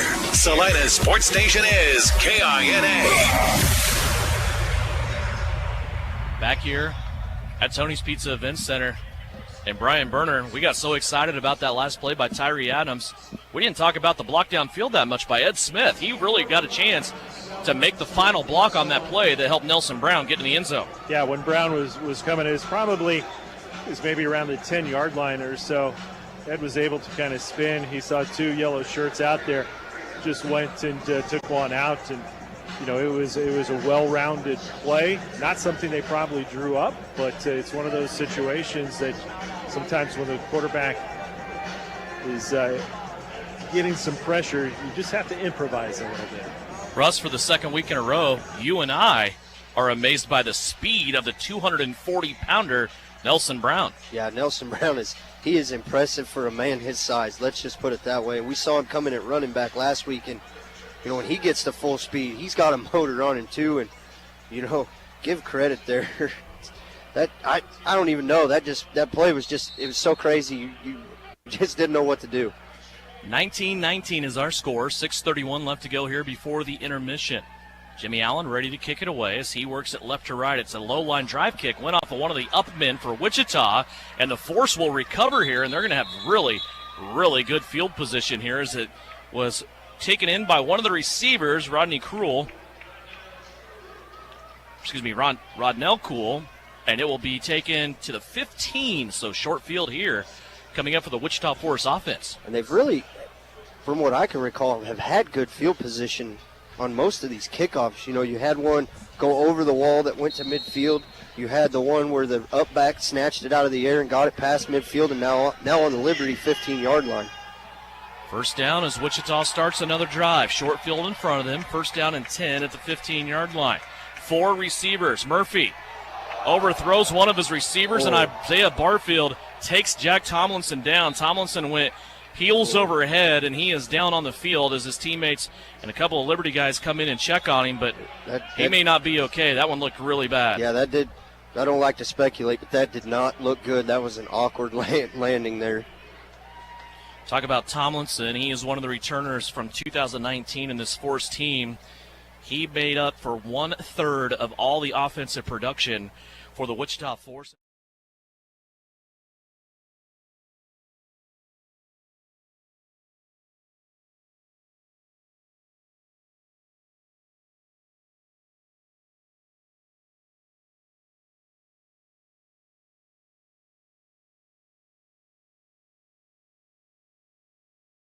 More than anything, kind of want to put responsibility on the quarterback, Corey Murphy, for that. Tomlinson went up to grab that football, and Isaiah Barfield, as Tomlinson makes it back to his feet, Isaiah Barfield is the first one there to pat him on the shoulder pads and said, see you there in a couple of plays, Brian. Well, and think about this, because you hear a lot of the players comment about it. The new turf that's in here, had that been a year ago or a season or two back on that older turf, that would have hurt a lot more. This turf has a lot more sponge and bounce to it. So glad he was able to get up off the field, and I'm sure we'll see him back again soon.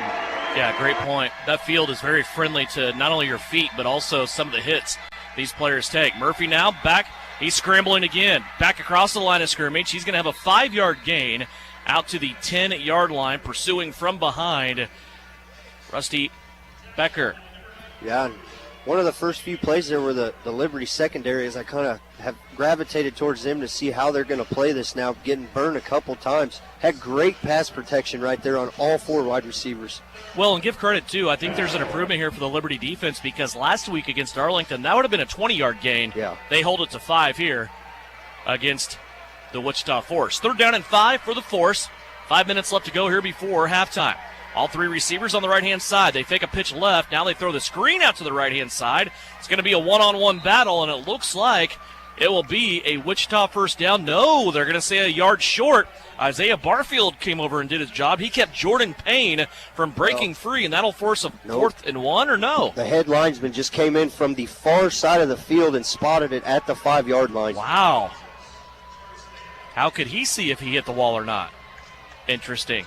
Yeah, and Latimer, right there, he had to feel that off of his fingertips. I think if he'd have just stretched his left arm out a little more, he may have picked that off. 1st and goal from the 5. Nose of the football in the red zone here for the Wichita Force. 19-19 our score. 3 receivers left. They run a sweep that way. Murphy, though, will keep it. Fakes the pitch, and he will get inside of the 5 to about the 3rd-yard line. Latimer in there on the tackle. Yeah, and they had that same setup there with all 3 wide receivers on the left-hand side and the running back flanking to the left of the quarterback. You know, that same play they scored on in their last possession with flooding the right side and dropping it out. As it looks like here, they're splitting 2 and 2. 3:52 left to go. Clock winding down here in this second period. Receivers all over the place. 4 split evenly. The slot guys are in motion. Here's Murphy again, looking for space. He will make it back to the line of scrimmage. Nope, short a yard. Dontre Matthews coming in, making the tackle. Naquan Thomas in there with the assist. Yeah, D-Trey had a great beat on that. As soon as, you know, he took one step to fake to the running back, and he had eyes on the quarterback the whole play. Loss of 1 on the play. We'll back Wichita up to the 4-yard line. It's still 3rd down and goal where the ball sits at the 4. Corey Murphy came over, got the play from his coach. 3:10 left to play, second period. Murphy has Batiste, the running back, on the right-hand side. All 3 receivers to the right. Murphy pump fakes that way. Now he wants to escape. He's going to be hit at the line of scrimmage and then brought down. Dontre Matthews was the first one on the arrival for the Salina Liberty. Actually, excuse me, it was D-Trey along with Naquan Thomas, but then tackled by committee as all of their friends got there in a hurry. Yeah, and it brings up 4th down here. And it looks like Wichita's going to leave the offense. Kept Salina from taking control of this contest. They're just not having Wichita, pushing them back. And I don't know whether it was from the initial kickoff or what, but and then we're missing that first tackle on each. It's like Wichita's springing loose, and then it's the 2nd or 3rd guy that comes in to try to make the stop. Great point. Curious about Heron O'Neal's perspective. We'll get him as he goes into the locker room at halftime. 4th and 4 for the Force. 4 wide receivers. The slot's in motion. Murphy fake the run, back to pass, overthrows it. Nearest guy in the area was Dontre in position to do something with it. 2:10 left to go. 3 timeouts. Also a stoppage in play for the 60-second warning. Yeah, and like you said, a big stop there for the defense all game. And he's saying, I called timeout. It shouldn't start on the snap.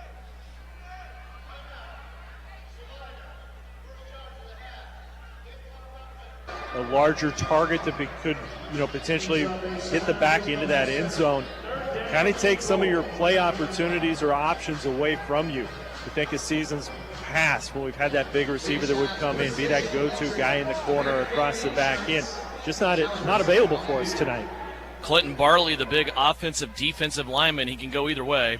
335 pounds, checks in now at defensive tackle. 3rd down and 9 for the Liberty. 18 seconds left to go. Fake to Carson. Kid wants the end zone. Goes deep, and it might be intercepted. It is. Wichita coming back the other way, and they're going to be tripped up. But we have a helmet down, an offensive lineman down, and 2 flags down. I can't really see the number down there of the lineman who lost it. Brian, you got that number? Yeah, that was number 54, Nick Bittinger. Oh, Biddy. Juwan Offray was the defensive back that came up with the interception in the end zone. And this will be interesting because if it's after the interception, it should still be Wichita's ball. It should, but I think what you're going to potentially see is a hand to the face that forced that helmet off, which in that case, it's a defensive penalty. Salina should still have possession. The offense for Salina and the defense for Wichita aren't going anywhere. And I'm not going to argue with Brian Berner. He hasn't been wrong yet tonight. On fire. We're going to go buy some lottery tickets after this. It seems the officials are still confused. And even if if there's a second flag, even with offsetting penalties, you'd still replay the down. So I think the advantage should be towards Salina right now. 2 fouls on the defense. After interception,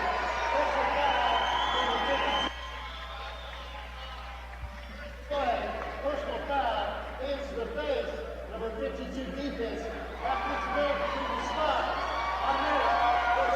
So again, the Liberty dodge a bullet. One of those penalties was defensive penalty is going to keep Salina's offense on the field.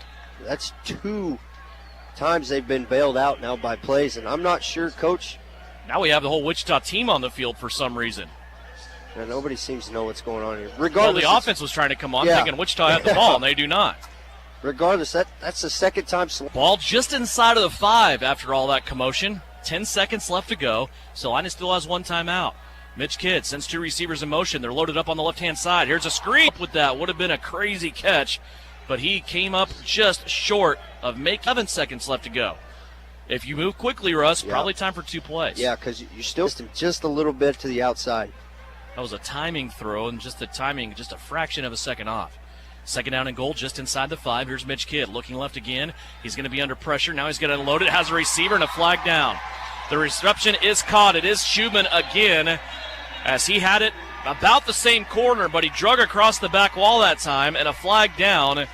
We'll see what the flag is here, as all of a sudden Kelvin McCoy looks over at Coach Ron O'Neal, and he says, Coach, that's a touchdown.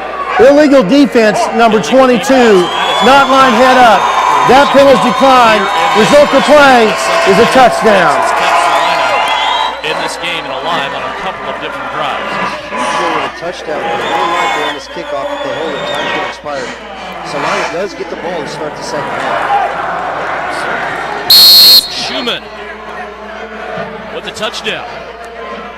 Makes it 25-19, gives Salina their first lead of the game. 3 seconds left to play. Brooks or Jimmy Allen extra point. Pick this up, and it is good.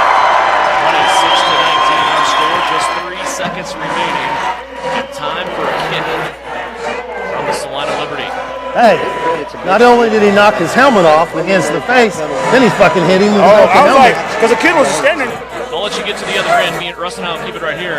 It's a 7-point Liberty lead, Russ, but the Liberty now have scored 13 unanswered and is 2 touchdowns. A chance to double up. Matt, make sure we clap. Going into the locker room, knowing you were going to have the ball coming out after halftime, And you go back to that drive, and Wichita really beat themselves in that drive, really gave that to Salina. Had Mitch Kidd drop the ball, had a defensive penalty, first down. It seems like a long time ago, but this was that drive. All on the same drive, and then they threw the interception and then had the 2 penalties. So really got bailed out there, so you had to get points after those 2 penalties. Again, we'll talk to Ron O'Neill before he goes into the locker room at halftime. We will also take a quick interesting story with Mr. Oscar Scott. You're going to want to stick around to hear that. Yeah, absolutely. Time has run out.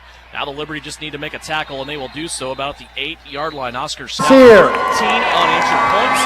They will also get the football to start. Look at that first half, your perspective, it seemed like short field for Wichita and then missed tackle opportunities for our defense. Well, special teams, we play horrible on kickoff. We have to kick the ball better than what we're doing right now. We got to be better on extra point as well. We should be up by at least 2 more points because of makeable extra points.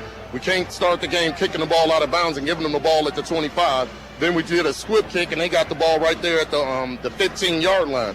And that's where they're scoring at, is on short stuff that we are doing. When we kick it deep and we get down there and cover, we're perfect, but we're not doing that consistently tonight. All right, good luck second half. Thank you. Ron O'Neill. Thank you, Brian Berner, on the field. Coach's thoughts as he goes to the locker room, up 26-19.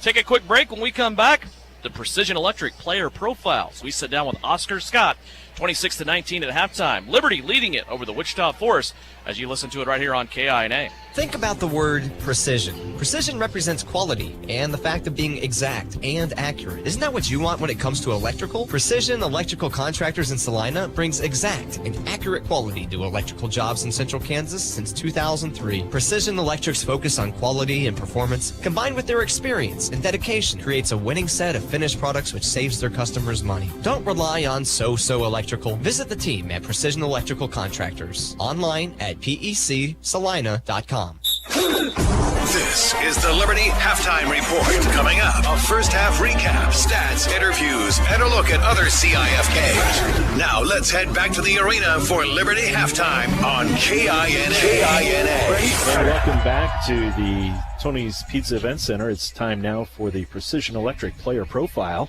as we're at halftime of the Salina Liberty football game. And with us right now is Oscar Scott. And that name may be familiar to some KCAC people because this young man is a product of Bethany College, a Swede, by way of Kansas City, Missouri, and Rockhurst High School. So, Oscar, it's good to have you with us. It's great to be here.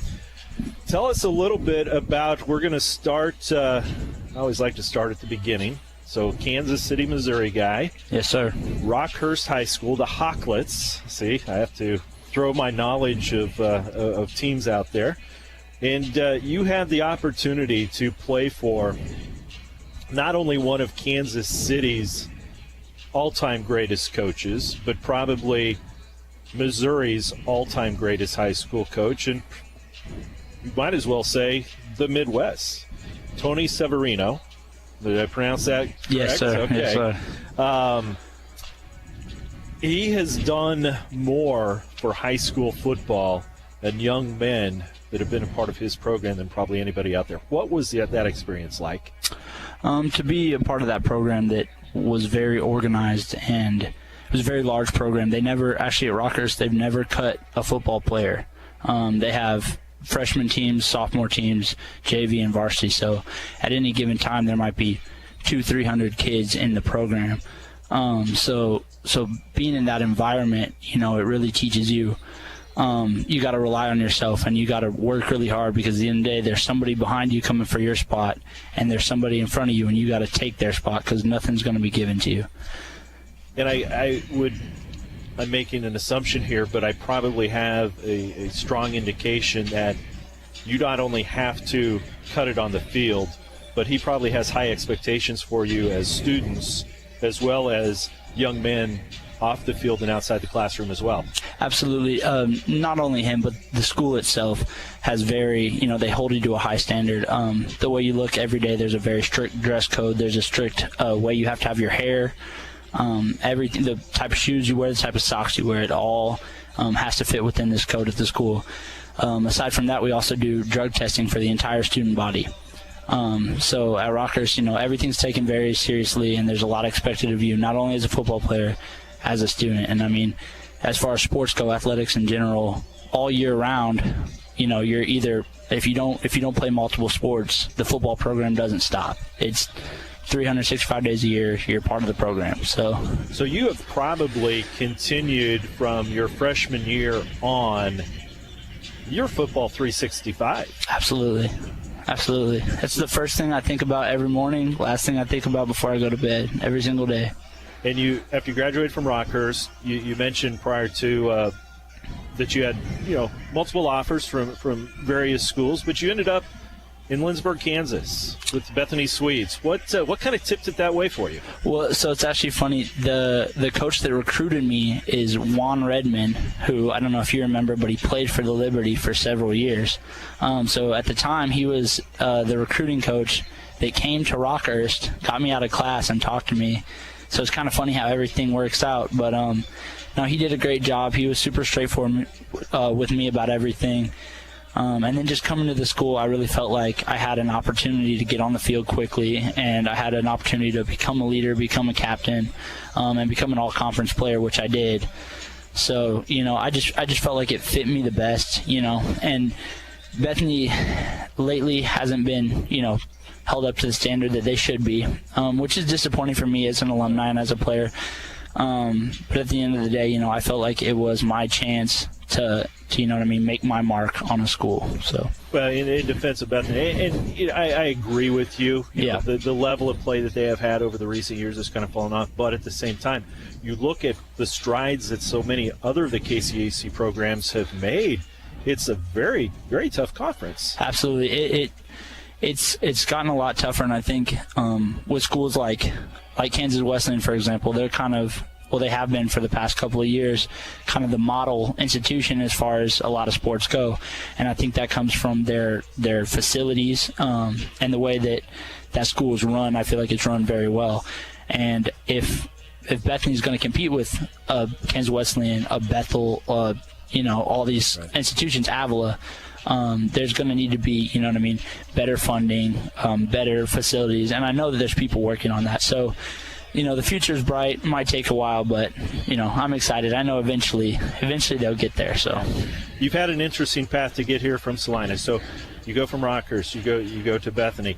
Then you graduate, last year was 2019. Yes, sir. Is that right? Poland. Yes, sir. What the heck? How does that happen? So I have to give a shout out to my agent, Colin Durina. He worked really hard. We worked side by side, and he worked really hard for me, helping me talk to all these teams. And it ended up kind of coming down to a team in Germany or a team in Poland. And the team in Poland, I thought, was a very professionally run organization. Me and him, talked it out, and we decided that was kind of the best opportunity for me.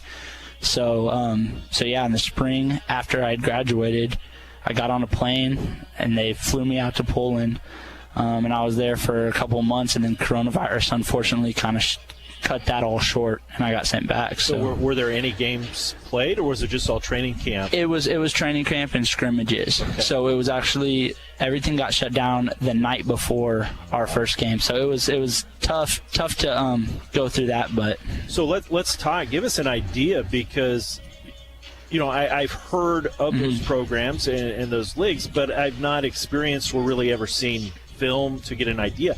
What's the level of play? How many? I'm going to consider you a foreign player, right, going over there. Give me an idea of what the numbers are like and what it was kind of all about, and maybe in a comparison, the level from KCAC or even Rockhurst. Okay. To over there. So the way Poland is run, which is a lot like a lot of other countries, is there's 3 tiers of teams. There's the tier 1s, the tier 2s, and the tier 3s. I was playing in a tier 1 team. So they have an import limit, which can be between 2 to 7, given what country, what team. So for mine, we had 2 imports, and imports are Americans or Canadians are considered imports. Anybody else doesn't count against the limit. So then the team has, your full team, your 2 Americans. They'll bring people in from Russia. They'll bring people in from the Czech Republic, Germany, all these different places. They'll bring them in, and those are kind of usually your higher caliber players, including the Americans. The rest of the guys, the fill-ins, the Polish guys, they only get benefits, so they don't get paid. So they get, a gym membership, whatever they figure out, maybe meal cards or something like that. For them, it's kind of like a hobby almost. But they take it very seriously because a lot of guys, younger guys, will play in these leagues and then come and play college in the States. Especially the juniors, because every club will have a juniors club, which is they also play a separate season, but those guys, are 15, 16, 17. And you got to move from there to the seniors club, the normal club. And a lot of those younger guys, 18, 19-year-old kids, if they have good enough seasons, they'll come over and actually play college ball in the States. It's interesting. You always, and you guys make fun of me because I'm a special teams guy. You hear the Australian connection with all the punters and kickers that come over, but wasn't familiar with many Polish players. No, they don't. To come over. There isn't a great pathway for Polish players, and Europe in general. There's not a great pathway for those guys to get over. The only way you can really do it is if you really have a great season and you have good connections in America, or if you can make it to Germany. Germany has a decent, way to get over. But like when I was there was a lot of guys that I met, Polish guys, that I thought if you were playing in the States, man, like you'd be a great football player. You know what I mean? But you're stuck just due to lack of connections, lack of resources, etc. But like you said with the special teamers, there were some guys on this team.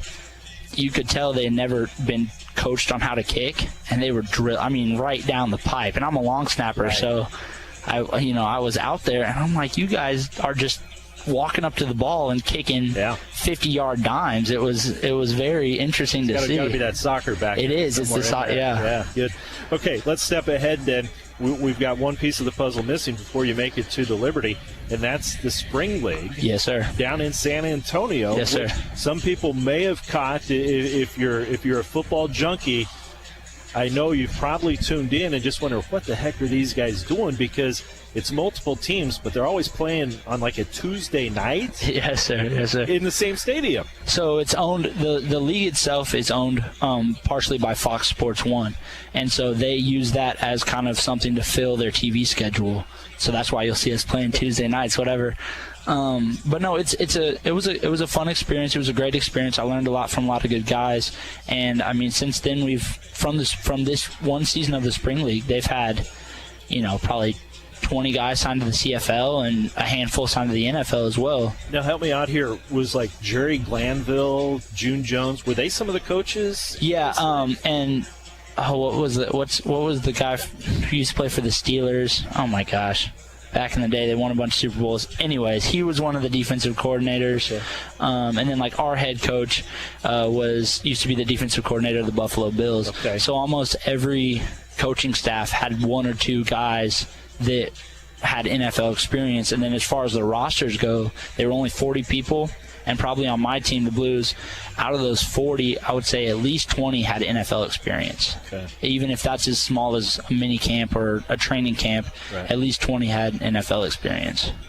We're short on time here, but I've got it. You mentioned it. You're a long snapper. Yes, sir. And, we'll see you play, natural position linebacker. Right. But the specialty to be able to be a long snapper, yes, sir. Do you consider that potentially your pathway to a next level? I think so. It's helped me a lot. I mean, even with the Spring League, I'm coming from a small school. I don't have a big name. They're not going to call me and invite me to come out there. The way I got my foot in the door is I was told them I can play linebacker and I can play long snapper.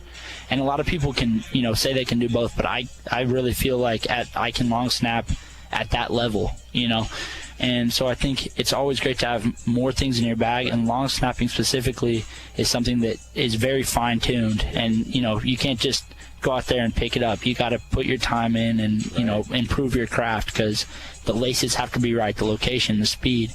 And so I think that is my ticket. It's always my ticket to get my foot in the door. So as I move from here to another team, go up, that long snap and be a effective linebacker, to have that combination I feel like it really puts me ahead of a lot of people. Well, I tell you what, it's been, we could go on and on, a little bit crunch for time here, so we're going to have to cut this short. But, congratulations on making it to Salina. We're glad that you are here, and I know, it's fun. We always like to see, like Shaq, and some of the Westland connection, but to have a member of the Bethany Swedes on this ball club, that adds to the community. And shout out to your friends in Marquette. Absolutely, because, shout out to Marquette. Because you mentioned you're working on a business project down there. Yep. So 30 seconds, tell us. I'm trying to put together a gym right there on Main Street in Marquette, next to the distillery. Also, shout out to Smoky Valley Distillery, a sponsor of tonight's game and broadcast. But yeah, I'm trying to put together a gym down there, and I'm always around, so I hope to see a lot of my Marquette people out here at the games this year. That sounds good. Folks, number 33, Oscar Scott, linebacker, long snapper, a guy that you've got to take some time to get to know, track him down, because he's a great young man, and just basically what the Salina Liberty is all about. So, Oscar, thank you for spending time with us. Best of luck the rest of this season, and we'll be back with the second half of Salina Liberty football on 910 KINA. Think about the word precision. Precision represents quality and the fact of being exact and accurate. Isn't that what you want when it comes to electrical? Precision Electrical Contractors in Salina brings exact and accurate quality to electrical jobs in Central Kansas since 2003. Precision Electric's focus on quality and performance, combined with their experience and dedication, creates a winning set of finished products which saves their customers money. Don't rely on so-so electrical. Visit the team at Precision Electrical Contractors online at pecsalina.com. While there are many reasons to visit the beautiful community of Marquette, Kansas, Smoky Valley Distillery offers a new one. Made with the finest Kansas ingredients, including the refreshing sandstone filtered water of the nearby Kiowa Aquifer, these handcrafted spirits capture the heart and soul of Central Kansas and a taste of the Smoky Valley. Ask your local liquor store for Smoky Valley Distillery's Kansas-born products today. You're listening to Liberty Football on KINA. Welcome back. Halftime brought to you by Precision Electric. Also, Street Plumbing and Heating, 26-19, our score. Salina Liberty taking a lead on the last possession of the first half. And they are right now leading by 7 points on the strength of 13 unanswered points. Liberty able to put up 13 in both quarters for a total of 26. They held Wichita more in check in the second quarter, only giving up one touchdown.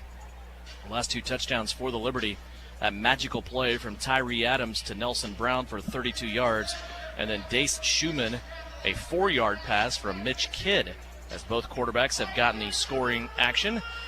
Brian Berner, you talked about field position with Coach O'Neill's. We went to the locker room at halftime, and I think one of the things that really jumps off the stat sheet when you look at the stats right now is that short field advantage. Wichita with 7 first downs. Salina, though, with 12, as they've had to negotiate more of a field than what Wichita has had to. Yeah, I don't have the stats available. We look at time of possession and things of that nature. It's probably appeared to be pretty balanced, at least in my perspective, without looking at any of the numbers. But, I still go back. You can't allow a team to start from the 25-yard line and going downhill and expect to be, successful, because that's putting so much more added pressure on your defense. I know you're on the field and you don't have any stats with you, but your streak here tonight continues. You're unflappable, because right now time of possession is in favor of Wichita by 2 minutes, 16-14. Yeah, I don't know. I pat myself on the back. I'm having a night. Yeah, but, you are. You've got to clean some things up. I know, I talked with, I'm not going to name any names, but, I'm kind of hanging out here down by some of the defensive backs and had some conversation, and the comment that was brought up was, we just need to play. Yeah. We just have to quit thinking and just play, because they're putting themselves in some tough positions. Again, those routes that Wichita is running, it really doesn't appear to be anything fancy, but it's just basic. They're just finding that hole, and if they just play, don't think, react, I think that Salina can come out in the second half and take charge. Russ, we talked about penalties and the impact on that last drive that Wichita's defense pretty much self-destructed in the first half. 7 penalties for Wichita, 4 for Salina. But those penalties for Wichita came at really, really bad times for the Force. Yeah, you talk about the 7 penalties they had, and obviously the 2 right there on that last drive really stand out the most with, both of them. Salina turning the ball over on both penalties and getting the ball back and able to get in the end zone. And something I'm going to watch here in the second half is, I've alluded to it a bunch. I alluded to it last game, is the line of scrimmage, the defensive line for the offensive line. Both ways, Salina's offensive line and Salina's defensive line. We looked for big things from that defensive line with all them guys coming back and then Rusty Becker in the middle. And it seems it's kind of been a stalemate. We haven't really we called Travis Taylor's name quite a bit, which is understandable. But, Shaq Bradford came in and made a couple good plays, but really it's been kind of a stalemate at the line of scrimmage. I'll tell you another unique thing about this game, guys, as we get ready here for third quarter action. We haven't had a quarterback sack yet. We also have not had an official turnover yet. So that's 2 things through the first 30 minutes are a little bit strange about this game. I bet both of those will change as we go through the second half here. 26-19, Salina Liberty leading it. If you have a car you want to sell, I know somebody who wants to buy it. Chris Sherbring at Elite Auto Sales in Salina. He wants your car because he doesn't have any.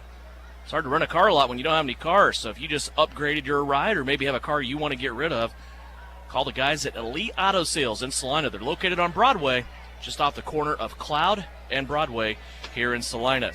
Elite Auto Sales, a proud sponsor of Salina Liberty football. Right now the Liberty getting ready to receive. Dominic Carson back deep in his own end zone. Jordan Drake ready to tee it up on his own goal line. Carson made a huge impact in that first half. Scored a rushing touchdown, also returned some kicks in very favorable positions. This was going to take a bad bounce and hit Tracy Brooks in the right shoulder pad. Brooks will have to pick it up and put it safely away in his breadbasket. He will be taken down at the 13-yard line. That is where Tyree Adams will come out with his second opportunity. 2 drives for Adams in that first half. Scored touchdowns, the Liberty did on both of those drives. Mitch Kidd, though, threw a touchdown pass to close out the half as the quarterback carousel continues for Coach Ron O'Neill. And he tries to make his decision here under fire. Yeah, look for, big play Tyree coming in. That's what we've seen in the first half. Adams has a full complement of receivers, no running backs. 4 wide receivers, 2 on each side. High snap. Adams brings it down, throws a screen out to Tracy Brooks right at the line of scrimmage. Tracy's going to be corralled and dropped down there for no gain. Yeah, that play really never had a chance down there, the 12, 13-yard line. He got kind of spun around, threw the ball out quick, and defense was right on it. No gain on the play. Our first play of the second half. The only game in the CIF today as we get ready for a big Easter weekend. 2 receivers in motion on the left-hand side. Adams back to pass, has a clean pocket, now it collapses, but he's able to get rid of it out to that right-hand side to Tracy Brooks. Brooks full steam ahead, gains 7 on the play, and again, we see Adams in the process of going down on the ground, maybe taking a sack, and at the last minute flips it out to Tracy Brooks. Yeah, I don't know if he could feel the pressure from his backside down there, but he got it out just in time as he was getting hauled to the ground. That'll bring up a manageable now, 3rd down and 4. For the Salina Liberty. Football sitting at the 19-yard line where Kelvin McCoy and his offensive line mates will approach it. Adams sends 2 receivers to the left-hand side. Still has Brooks in the backfield. Now he wants to go behind Tracy Brooks. Block. Sprints it out to the right-hand side. Stumbles his way to midfield at the 25 and a first down for the Liberty. It's a gain of 5 as Salina takes it right to midfield in a new set of downs. Something I've noticed with Tyree is his eyes are downfield. He gets the ball, they're downfield scanning, and I'm fairly certain that was a design quarterback run, but his elusiveness just seems to be something special back there. 2 minutes into the third quarter, Liberty driving, opening drive of the game. They're at midfield. 3 receivers, all 3 of them to the left-hand side. Brooks still in the backfield. Adams back to pass. Looking, now he's going to leave the pocket.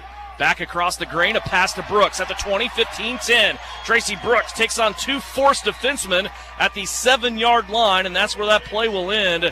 And again, Russ, you were talking about it. Eyes down the field, but the last second, looked out to the left and found Tracy Brooks. Yeah, we're standing up here, and he had 10, 15 yards in front of him, and I don't know if he caught Tracy out of the corner of his eye, but he planted, turned, and just zinged it straight down the line of scrimmage, and Tracy with a full head of steam down the sideline to the 5-yard line. They gave Brooks forward progress. I called him down at the 7. They said he made it to the 5, where it's first down and goal for the Liberty. Opening drive of the third quarter, 3 minutes in. Here's Adams, option play, out to Brooks, and he is going to be into the end zone. Uncontested, a flag on the play as a defensive back for the Force took a Liberty receiver. It was Tyree Adams, the quarterback, all the way back here to the back wall, and Tracy Brooks didn't have to do much. And I believe this play penalty after the play may go here against the Force. Yeah, I think you're going to have a personal foul roughing the passer. It's going to look like it's going to be on Tim Hamilton. I don't know if we're going to have roughing the passer or unsportsmanlike conduct there. During the play, personal foul, unnecessary roughness on Wichita, number 7. That 15-yard penalty will be enforced on the first play after the kickoff. I had to get one on today. Tim Hamilton guilty of the personal foul there. That'll bring Jimmy Allen on for the extra point as the Liberty touchdown will count. Now 32-19, and their string continues. Talk about a big start coming out, finishing at the end of the half there with a touchdown. Needed to come out and get a touchdown on the opening drive. Jimmy Allen on for the extra point. Placement down by Brooks. He couldn't get the ball up, though, for Allen to kick it. Now he's out scrambling. Tracy Brooks drops the football inside the 5 as he was scrambling. It looked like he had a chance to get in the end zone, guys, but he just dropped that football. And again, something we did not expect. Please, the try's no good. Between Scott and Brooks, not working. That's the second time that's happened tonight. And the score remains 32-19. But the Salina Liberty, Brian, now 19 unanswered points as they have taken a 13-point lead. Your field level, much closer to the game than we are. How impressive is it watching Tyree Adams go to work down there? It's fun to watch, and I think the one thing that kind of stands out is the confidence and the swagger that he provides on that offensive unit when he's out there. It's just like, hey, we know something good's going to happen. And how he's able to have that sixth sense to know that someone's behind, that he's got to get that quick shovel pass out there, it's remarkable. And the way that drive, that possession that all took out, the nice thing was, it's great to come in and score, but the way they did it, they just took control and made things happen. It wasn't that we got downfield because of mistakes from the other team as much as we just had the determination to get things going. Now what's got to happen is the defense has to come out, make a good stance to get everybody back in unison. Russ, when you have a quarterback like that, the plays don't die. Makes you work a little bit harder on the end of those plays, doesn't it? Yeah, Tyree is going to – we've seen that time in and time out tonight. He's going to extend plays. He's not going to go down. So a play's never over when Tyree has the ball. Jimmy Allen, hand in the air. He's ready to kick it away. Back deep for Wichita will be Jordan Payne. High end-over-end kick. Whoa, that was going towards the top of the wall, and a Wichita player on the bench stuck his helmet out and knocks it out of bounds. So they're going to place it at the 25, but I believe the penalty will be enforced 15 yards after this play, so it should be Jimmy back might at have been the trying to same. put that over the wall anyway. Yeah, but it was close. Yeah, I can't believe they would let something like that go where that ball's in question. You would expect at least a bench warning probably. But they're going to back this football up now because of the penalty. Yeah, and, Jimmy did put it over, and the nice thing was, as Coach O'Neill was walking by, kind of gave him a thumbs up. So, design play that time on that kickoff. Always a risky play in indoor football, defending the return. There's so many dangerous return guys in this game. 4 wide receivers for Corey Murphy. He wants it all, going deep, over the middle, nobody home. He was looking for Jack Tomlinson, and Jack was bringing along with him Isaiah Barfield, Dontre Matthews over the top, and also Kendrick Harper in the area. Yeah, and Rusty Becker really kind of flustered that play and might have made the quarterback overthrow it. With the size of Rusty at 6'4" and his wingspan every bit of way more than that. 11 feet. Getting his big paw up in the air, distracting the quarterback. After the incomplete pass, it's 2nd down and 10. Ball at the 12-yard line. Forced with 3 receivers on the right-hand side. Murphy back to pass. Has to get rid of it the last minute. Throws it away to the left-hand wall again. Under pressure, it's Becker and Latimer. I have a feeling I'm going to say that a lot this year. Yeah, we're going to hear that. We didn't get to see that last week with Latimer not playing in that, early season game. But, Rusty Becker and Latimer and Travis Taylor on the outside. We talked about it. The Liberty need that defensive front to step up and get pressure. And so far on this drive, that they have rose to the occasion. Oscar Scott, a rookie, out there calling defensive plays. He is behind the 3 defensive linemen you just spoke of. Snap back for Wichita, 3rd down. Here's an interception. It's Kendrick Harper. K-Hop comes up and he says, "Hello, my old squad. I'm going to take this football away from you at the 21-yard line." Our first turnover of the game. Yeah, you talked about it. Who would come up with the first turnover here as K-Hop throws it up into the stands and a lucky fan gets to take a football home. But, the pressure from the defensive line on every play on that drive was huge. Flustered the quarterback.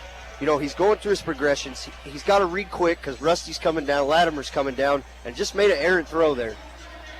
And again, as you said, pressure dictated everything on that drive. Salina now on offense. They will have the football at their own 22-yard line. 1st down and 10, second drive of the second half. 32-19 the score. Here's Tyree Adams. He'll put it in the belly of Dominic Carson. Here's Carson to the right-hand side. Cuts it back at the 25, and he will roll ahead to the 21-yard line. It's a gain of 7 on the play, and it brings up 2nd down and 3. We talked about this in the first half. When Dominic gets his pads low, parallel to the ground, he's not going down. He was parallel with the line of scrimmage and still got 7 yards on the carry. Took the football across the midfield stripe to the Wichita 22. 9.5 minutes left to go here, 3rd quarter. Salina looking for more. They are currently on a 19-0 run. Pitch out. Carson tries the right-hand side again. Cuts it back and has a 1st down. Brought down at the 16. He cut the football back, Brian, at the 21-yard line. And as you view that play from behind, he sprung ahead for a gain of 5. Well, they're going away from me, but at one point he was looking directly at me as he spun. And big bodies out there. Get it to Dominic. He's tough to see over some of those linemen. Absolutely. Dace Schumann out to the right-hand side along with Ed Smith. Tracy Brooks, a receiver, to the left. They're going to pitch it out to Carson to the left-hand side. Inside the 15 to the 14, gain of 2. 2nd down and 8 coming up. And we've seen a lot of, late as we got a injured Liberty player down, appears to be number 76, Joshua Hughes. But the Liberty, we've seen Tracy Brooks a lot at at wide receiver here late after he had that first drive at running back. Yeah, and I think that's still a group that is under development here for the Liberty, especially as Brian touched on earlier with Al-Wahim Bird. He's an indoor football veteran. He is going to be probably the best receiver on this team. Yeah. So without him tonight, because he's away on a personal matter, you are still searching for those people to come through. But, boy, I tell you what, Josh Hughes, he's a large man. He's going to have some help off the field. And Coach Ron O'Neill asking his guys, and, of course, first one off the bench is Oscar Scott. He's going to come out and help his teammate. But an interesting development here, too, guys, is the substitute for Big Josh Hughes is Rusty Becker. I mean, when you have one guy go down at 6'4", or at 6'7", 340, and you can bring in 6'4", 290, that's probably just as quick and every bit as strong. It'd be interesting to see here how Rusty handles this on the offensive side of the ball. First time to see him on the offensive unit here. As Salina Liberty looking at a 2nd down and 8. Boy, I hope Big Josh Hughes is okay. As he goes off to the bench, he's going to receive some attention over there with the trainers. Ball setting at the 14-yard line. 8:19 left to go. 3rd quarter. Liberty lead it 32-19. Becker will take the right tackle on the right-hand side of Kelvin McCoy.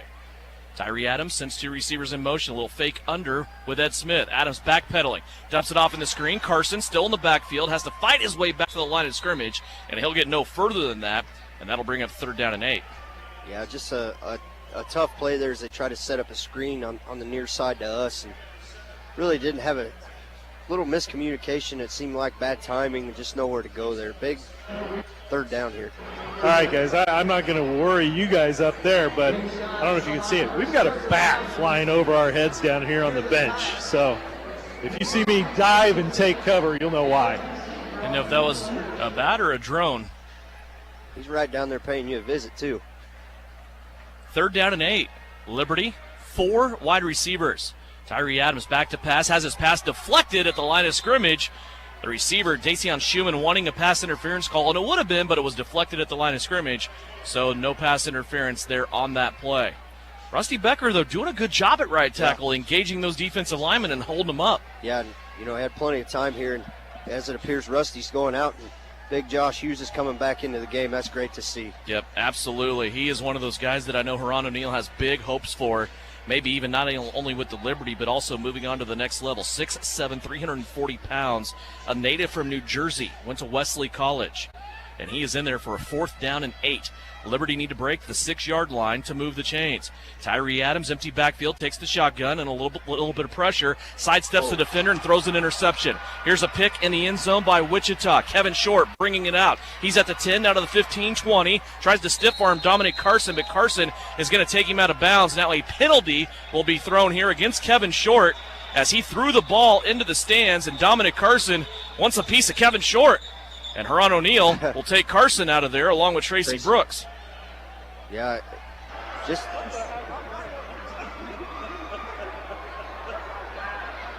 so an interception here, and then a flag post-play that's laying at about the 20-yard line. I think that's post-play. I did not see it come down any other time. Yeah, I'm going to have to agree with you here on that being post. I'm not sure what it's going to be. But after the play, unsportsmanlike conduct. 32, Wichita. Half distance to go from the end of the run. 1st down, Salina. Kevin Short. The statistician, the media guys, everybody's on this side of the field, sir. Still trying to work out the kinks as we're halfway through the second game of these guys' CIF early season. What was the call? Did you even see? Yeah, it was unsportsmanlike on Kevin Short. Great, thank you. Wichita tries to get going now as they have the football at their own 10. Jack Tomlinson. False start this time. It was about 7 yards. False start. Number 5 offense. 5-yard penalty. 1st down. Play dead because Latimer had probably the best jump he's had all night, and it got blown dead for a false start. But at least we got the call on this side of the field. We were able to see it that time, so. 1st down, 15. Football setting back at the 5-yard line now. 4 wide receivers. Murphy back to pass. Throws it out to the right-hand side to the 10. It's a 5-yard gain back to the original line of scrimmage for Jordan Payne, and that will bring up 2nd down and 10. Brian, everything okay down there? You all right? I'm not going to lie, my heart's racing a little bit. It's not a big bat, but it's a bat. All the same. He's been dive bombing everybody around here. These people over to my right, at least they're able to have some beverages to help get them through it. 3 wide receivers on the left-hand side. Murphy under pressure again, throws another 5-yard completion, and that'll bring up 3rd and 5. Once again, his target is Jordan Payne, right over the middle of the field that time. Payne gets up a little bit rusty, limping on one of his legs, and he might ask for a substitute. Nope, he's going to stick it back in there and play this 3rd down and 3. They spotted him at the 17-yard line. Wichita needs the 20 to keep this drive alive. 5 minutes left to go here, 3rd period. Wichita right now trying to get themselves out of a suck hole. 32-19 is the score. Murphy over the center of the field. Had a receiver, but I think a little confusion there. It looked like he was going to Jordan Payne again, but Rodnell Cruel didn't know that, tried to catch the football and deflected it off the path. It goes incomplete, now brings up a 4th and 4. Yeah, and I think either one of them really could have caught it there as they had plenty of separation. I mean, if he just stuck his hands up and caught it, he had plenty of yards for the 1st down, but none of the. And this is the first time we've seen, I believe, Wichita bring out the kicking unit on 4th down. It is Jordan Drake. First time either team has brought him out on 4th down. So you're going to have a Liberty person underneath the crossbars. It's going to be Dominic Carson. This one's going to come from the 10-yard line, a 48-yard attempt, and the kick sidewinding and missing off to the left. Jordan Drake did his job there. He will start the Liberty offense back at the 5-yard line. That'll bring us to a media timeout. Media timeout. 32-19. Liberty with the lead. They have the ball back. See if they continue this 19-0 run that they currently hold over the Wichita Force on KINA. While there are many reasons to visit the beautiful community of Marquette, Kansas, Smoky Valley Distillery offers a new one. Made with the finest Kansas ingredients, including the refreshing sandstone-filtered water of the nearby Kiowa Aquifer, these handcrafted spirits capture the heart and soul of central Kansas and a taste of the Smoky Valley. Ask your local liquor store for Smoky Valley Distillery's Kansas-born products today.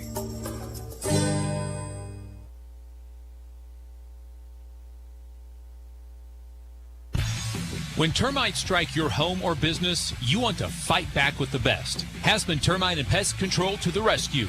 With over 57 years experience, they offer the best of options, including the new BASF High Precision Injection Treatment. Don't let termites get you down. With one phone call to Hasman's, they can put one in the win column for you. Call Hasman Termite and Pest Control today or visit HasmanTermite.com and follow them on Facebook. You're listening to Salina Liberty Football on KINA Sports. 32-19 our score. 4:10 left to go here in the third quarter. The solo game of the Friday night CIF schedule. Salina Liberty right now leading the Wichita Force 32-19, and the Liberty now after a defensive stand gets the football back at the 5. So now 2 for 2 on defense are the Liberty here in this third quarter. A Kendrick Harper interception that turned into a touchdown, and now they force a kick out of the Wichita Force and take over at the 5. Yeah, and Tyree Adams comes back out at quarterback.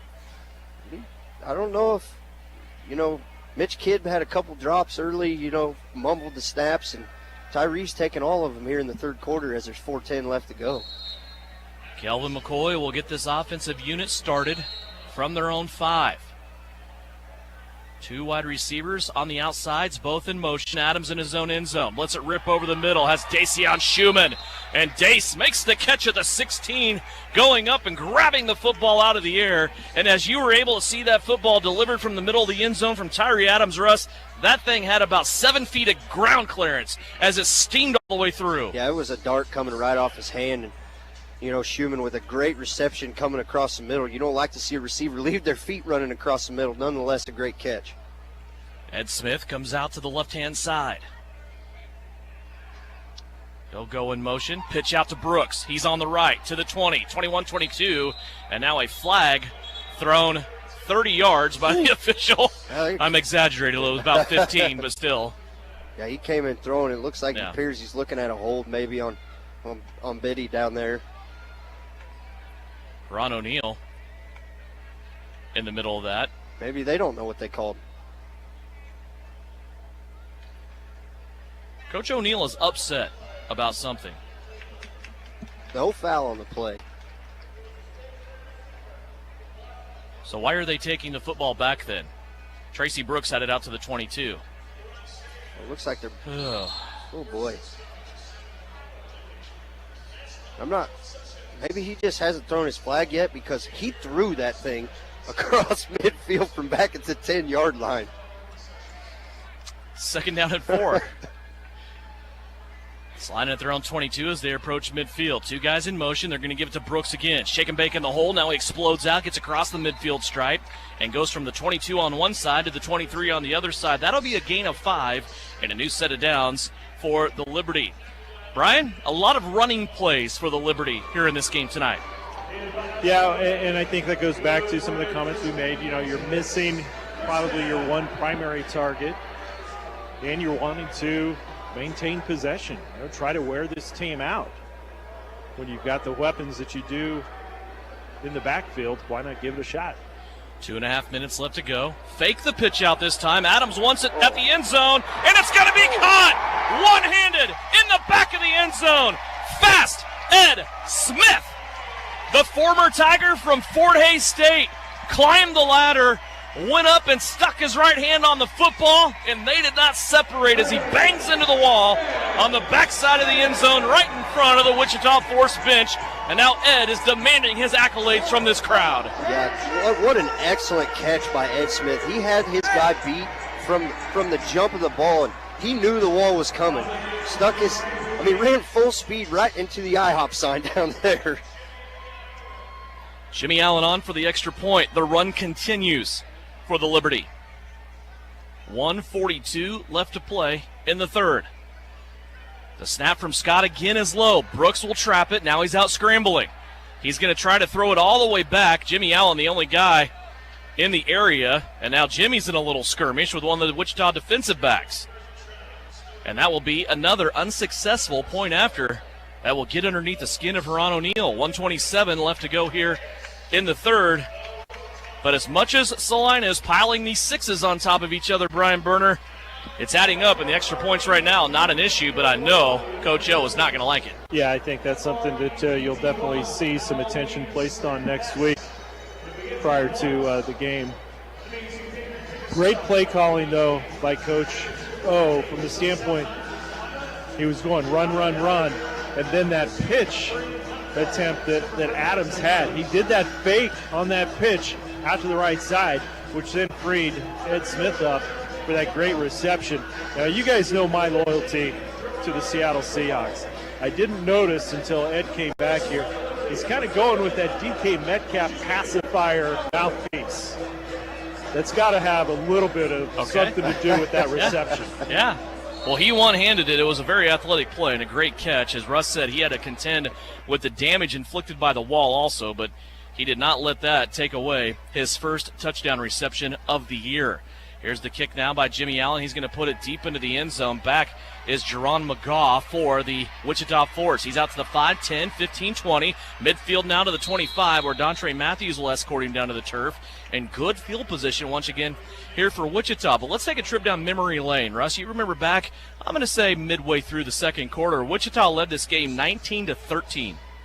Since then, it's been 25 unanswered points by Salina, and now they have doubled up. Wichita score 38-19. And like we talked about, you needed the defense to step up, make a stand, and ever since, like you said, with the unanswered points, the defense has rose to the occasion, and the offense obviously is clicking a little bit better than it was in the first half. 1 minute left to go here in the third. Wichita with good field position. That return by McGaw takes them to the 20-yard line where they have a short field. Already on the right side of the midfield stripe. Murphy back to pass, looking, under a little bit of pressure. He jumps, throws, goes over the back wall as he was looking for somebody back there in that corner, but that pass too high and too hot. He did a good job just to get rid of it as Travis Taylor and company were bearing down on him. Yeah, you give that one to the coverage deep. You know, nobody really open anywhere, so he just had to get rid of it. As you said, Travis Taylor just putting a beat on him. Under 30 seconds left to play. Now this may be the last play of the third quarter as the clock continues to run. 38-19, Salina. One more play left to run here by the Force. About a 2-second difference between play and game clock. Snap back to Murphy.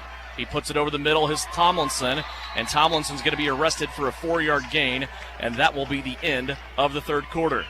38-19, our score. Salina leading. They have Wichita doubled up. They also have Wichita in a third down position. When we come back, fourth quarter action. You're listening to Liberty Football, and it's brought to you by into the third quarter. In Marquette. Looking to take the next step in your career? An MBA from Kansas Wesleyan can help. You can complete the degree entirely online with no GMAT required in as little as 1 year, and your last class is free. You can start at the beginning of any 8-week session. Want to know more? Visit kwu.edu/MBA. That's kwu.edu/MBA. Warm weather is just around the corner, and we can feel it at Salina Wholesale Liquor. Now's the time to get quotes and place orders for those graduation parties, weddings, or spring break shenanigans. We always have great deals on case orders and 15% off for Wine Wednesday. Don't forget Craft Beer Thursday. Save big now at all 3 locations in Salina, at Sam's Club, off 9th Street behind Cadova, and on the corner of Iron and Ohio. We have better prices. We're close and quicker. Salina Wholesale Liquor. The Liberty plays here. Salina's sports station is KINA. 38-19 our score. Devin Haney along with Russ Kossel, Brian Berner on the field. Big Sam Pretty producing and engineering as we're working our way through game number 2 of the 2021 CIF Salina Liberty football season. Next Saturday night, the Salina Liberty will be back here at home. Their first 3 are at home here at Tony's Pizza Event Center. Then on the road to go to Gillette, Wyoming, take on the Mustangs. And then back here at the Pizza Palace. So 4 of the first 5 on the road after the trip to Wyoming. But next week, it'll be a big game. It'll be the Omaha Beef in town. We know the history last year, or in 2019, between the Beef and the Liberty, 2 very, very good football teams going at it. And they could be contending for the number 1 spot in the league. That's not to dismiss, though, the Sioux City Bandits, who will also be in the mix. Right. And that'll be game number 4 for the Salina Liberty after they go to Gillette, Wyoming. So a lot of great games coming up here at Tony's Pizza Event Center. Get your tickets now. You can choose what seats you want to sit in for any game in the 2021 season. Adult tickets start at just $10. All kids tickets just $5, as they are for Salina Liberty football every single game here at Tony's Pizza Event Center. Talk about us, we get spoiled a little bit here, having 3 of the first 4 at home, but I don't know how spoiled it is when our first road trip's a 14-hour drive up to Wyoming. Nonetheless, it's exciting for a new place to go. I kind of follow them a little bit, and their arena looks like it's pretty cool, and I know they had a sellout crowd the first night, so should be a fun time. It will be. Oh, I know it will be. 3rd down for the Force. They have the football at the 17-yard line. It's 3rd down and 7. 2 receivers in motion left-hand side. Murphy wants to go that way. Has a receiver. It's going to be complete inside the 5, maybe more. And he reaches out and gets the touchdown.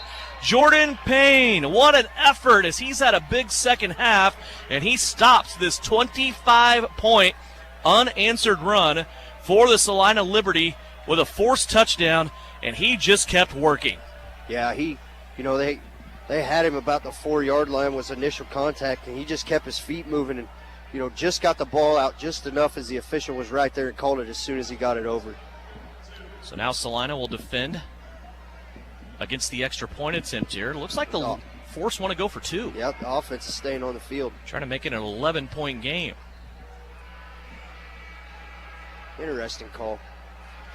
Where's your chart? Remember, every coach has one of them charts. I've never seen one. I like to do math every once in a while. Murphy will send 2 slot receivers in motion. It's going to be a direct snap to his running back, and a great call there as Tavarius Batiste went airborne and went over the goal line, and an 8-point trip by the Force. So a direct snap, yes, the running back got it, but the quarterback kind of threw his hands up in the air, turned around and looked at his coach like, I guess that worked, but I don't think that was the play that was called. It fooled me because obviously he timed that just perfect where he picked it off right out of the air and really had no chance to stop it. Brian Berner. Wasn't that one of Big Red's plays from this last season with the Chiefs? Yes. He has so many. I'm going to say yes. But no, you're right. Chasing some points, get it back to an 11-point game. Still a lot of time, and basically the winner of this 4th quarter wins the ball game. That's what I'm going with. Teams figure out which side they're actually kicking off from and returning from here. But first breakdown of the second half, really, for the defense. But we go back to the problems in the first half. Field position.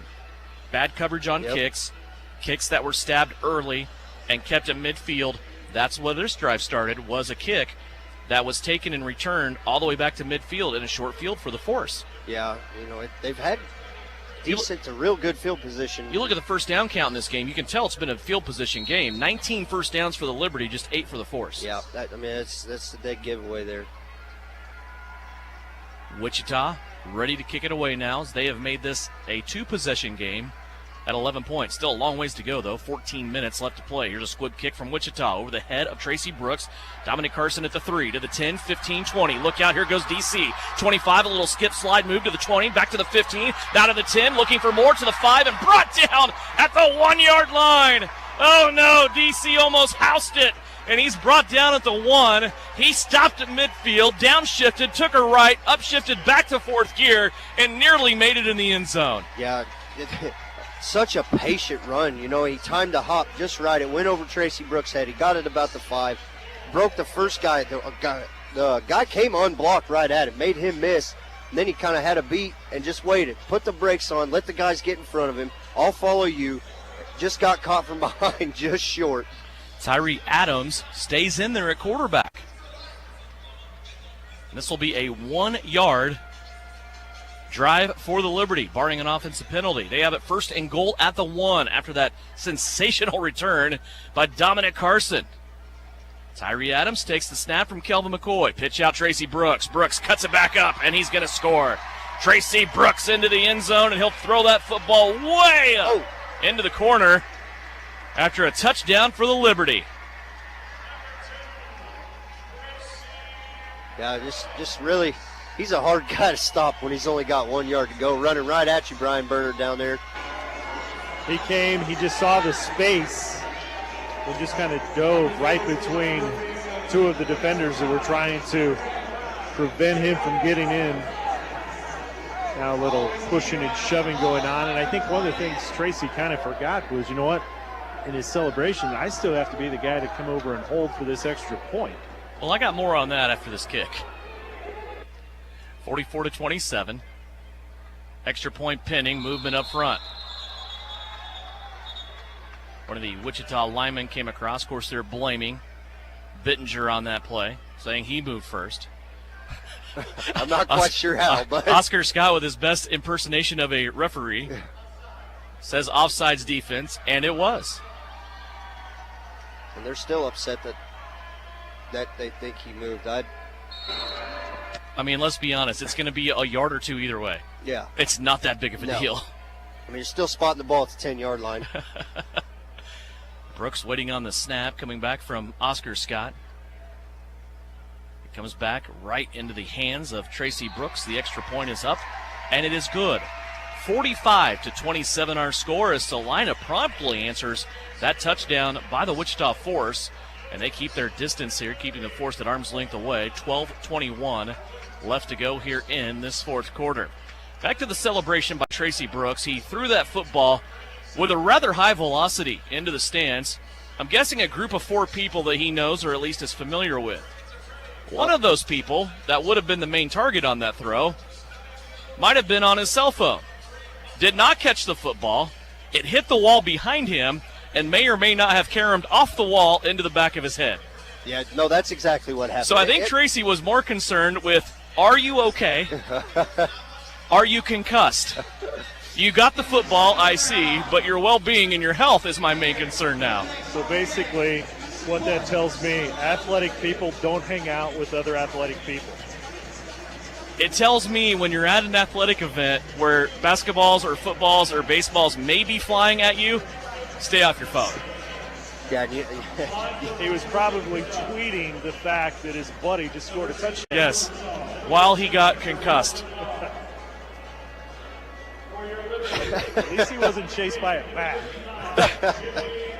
He probably doesn't even know the bat's here. Also, he doesn't now. I'm still looking around. I see your head on a swivel down there. There you go. Jimmy Allen ready to kick it away as he is going to bring it off his own goal line. This is a high end-over-end kick that will chase Wichita back to their own back wall. Drawn McGaw. Now he has some space to the 10, 15, 20, and brought down in midfield. So again, the battle of kick returners, and I think McGaw's probably been the best one today for Wichita. They've had a couple of them, but he's bringing this out again to midfield where that Salina Liberty defense will once again be tasked. Yeah, very few times have they started truly on their own side of the field. I mean, maybe once that I can remember, maybe not any at all, but, you know, just putting the defense in a big strain here with the kickoff team not being able to corral them on their own side of the field. 12 minutes left to go. Football sitting at the midfield stripe at the 25. Wichita has it back, 45-27, Salina with the lead. Oscar Scott in there at linebacker. Also Rusty Becker in the middle of that defense. Jake Latimer, Travis Taylor also there. Murphy going to the end zone and knocked away at the last minute by Kendrick Harper. Boy, Wichita looked like they had a would-be touchdown. Cruel was back. And here comes K-Hop just leaping in the air. And Brian, what did he tell you last week? 10 years now in the league? Yeah, he's been doing this for more than a couple. Still has some spring in his step right there. That was a great play, came across the back of that end zone, timed it perfectly to be able to get up there and knock that ball away. K-Hop on those Wichita Wild teams that used to play at Hartman Arena that racked up the rings a couple of years in a row. Here's Murphy, back to pass. He's going to put this one over the top of his running back, Batiste, and that one over the wall, out of bounds. Third down here for the Wichita Force. Yeah, the defensive line getting some pressure there, and the secondary seems to be with that play by K-Hop there on the play before that. Kind of got a little pep in the step back there as D-Trey's trying to take charge here and say, guys, come on, we're not done yet. It's third down. 3rd and 10, Wichita, 2 incomplete passes. Still working from the midfield stripe at the 25. 3 receivers on the left-hand side, 2 in motion. Murphy back to pass, lets one rip over the middle of the field, and it's going to be incomplete. That one popped up in the air, and Salina trying to return it, but that one hit the turf as they try to bring it back out. Trey Roberts thought he had his 3rd interception in the second game. He had 2 last week against Arlington. But a 4th down now coming up for Wichita. At the point of the game now, 10 minutes left to go. Trailing 45-27. They are going to go for it. And once again, Haran O'Neal asking for the crowd to be of an assistance. Also, Oscar Scott. It'll be interesting to see if Salina sends Oscar Scott here on a blitz or they drop him back into coverage. They need 10 yards. And here's an offsides. And maybe a free play for Wichita. Murphy's going to take a shot from Oscar Scott. It doesn't drop him to the turf, though. It looked like maybe Travis Taylor was offsides.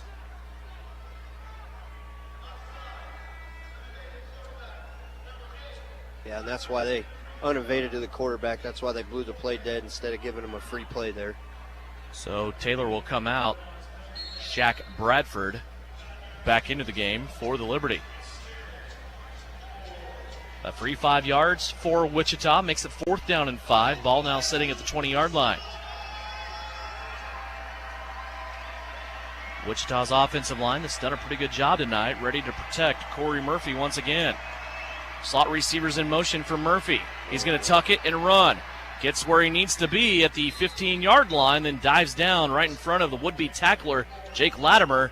He got 11, got 6, only needed 5, and that'll be a 1st down for the Wichita Force. An interesting defensive play call there is they sent Oscar Scott up the right side and dropped Jake Latimer into coverage, and he kind of left the middle of the field wide open right there. Ball setting down at the 13-yard line. It's a new set of downs for Wichita. 1st down and 10. There's a bad snap, but Murphy gets it up off the turf. Now he wants to tuck it and run again. He's going to make it to the line of scrimmage, but nothing more. It's Dontre Matthews there to take him down. Boy, D-Trey came up out of that safety spot and was able to take the quarterback down before he made any positive yardage. 2nd down and 10 coming up. Yeah, the missed snap, handle of the snap there kind of busted that play up, and receivers really never on the same page, and D-Trey coming up quick from his safety position to allow no gain. 8:20 left to play. 45-27, Liberty leading. 3 receivers on the left-hand side. Murphy back to pass, wants to go left, has a receiver, he throws it low and incomplete. And we have a flag on the play. I think we may have a holding against Wichita. Holding, 52 offense, 10-yard penalty to the previous spot. Repeat, 2nd down. I was going to say, the holding probably occurred because somebody just found out how fast Shaq Bradford is. That's exactly what happened. You know, Shaq's been asking for that a couple times now this game, wanting to hold, and I saw it too, but with as fire as Burner's been tonight, I was not going to steal his thunder on that one. I appreciate that. That'll back the football for the Force all the way back up to the 23-yard line where it's 2nd down. Here's Murphy back to pass. Here comes some pressure. Bradford almost got to him again, and there's going to be another holding call, but an interception. D-Trey has it at the 5. Dontre all the way out to the 15, 16, now 19-yard line. The penalty will be on the offensive line for the Wichita Force, I'm assuming, but an interception by Matthews in that secondary for the Salina Liberty. And it is a hold. Bradford got taken down again. So Shaq Bradford causing all kinds of commotion on that defensive line. Well, I'm going to steal it from the Kansas City Royals, but that's what speed do. Absolutely, an immediate timeout. 7:32 left to play in this game. Liberty have it back after their second takeaway, 45-27. This game brought to you by Smoky Valley Distillery in Marquette. The name is JJ Lawn Care, but don't let the name fool you. It's not just lawns they care about, it's their customers. JJ Lawn Care is a locally owned business that works with people in and around Salina on more than just lawns. The spring season is here, and now's the time to act for a healthy, lush lawn. Call now for a free estimate on a 4 or 6-step program. Let JJ Lawn Care come to the rescue for your fescue. Give them a call today, 820-7728. JJ Lawn Care, caring for more than just your lawn. The Tony's Pizza Event Center is open for business and ready to welcome you. Whether you have a group of 12 or 1,200, our staff can help you plan the perfect event. With 8 meeting rooms and over 18,000 square feet, the Great Plains Manufacturing Convention Hall has plenty of room for your conference, trade show, wedding, or banquet, while our in-house food and beverage team can craft a menu to suit any event. Schedule your personalized tour today by calling Tony's Pizza Event Center today.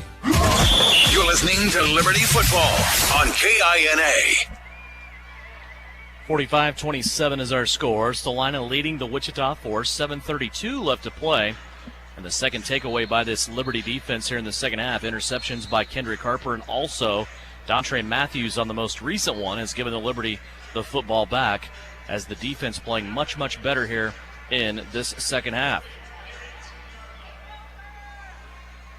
From the 18-yard line, Tyree Adams still in there and almost blown up in the backfield, but somehow coming out of the mix is Nelson Brown. Brown will angle off to the left-hand side and make what could have been a 3-yard loss into a 3-yard gain. Yeah, and I believe that's the first time we've seen Nelson Brown carry the ball. He's been kind of split out at wide receiver. You know, I was real impressed with how he played the running back position last week against Arlington. It's good to see him get some carries here at the end of this game. He is a guy that could be a closer on this team at running back. There's no doubt about that. He is a load, 240 pounds, and we talked about his speed earlier on.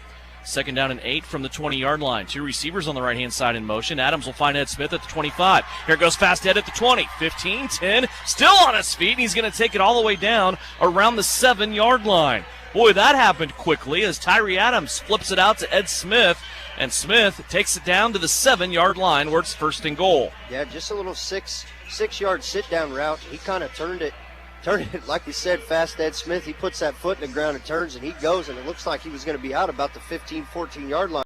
Was able to squeak all the way up to the 7. 7-yard line is the spot of the football as we approach the 6-minute mark of this game. First down and goal, Liberty. Nelson Brown will be in the backfield, left-hand side of Tyree Adams. Play clock down to 5. Adams sends his receivers in motion. Here's the snap with 2. Fake pitch out. Adams wanting to throw. Finds an alley. Now at the last minute. Flips it out to Brown. Touchdown. They did it again. Tyree Adams stuck his foot in the water about 7 different places and then finally flanked it out to his wide receiver, Nelson Brown, on the left-hand side. Those two hook up for the second time tonight for a touchdown. Yeah, Tyree Adams continues to impress with his footwork and his vision in the pocket.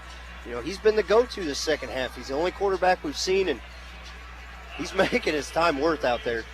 This game moves so fast, but it looks like Tyree Adams able to keep up with it and process it at that speed, and that's impressive. Jimmy Allen on for the extra point as we approach the 5-minute mark. He will put it up and through. 5:01 left to play.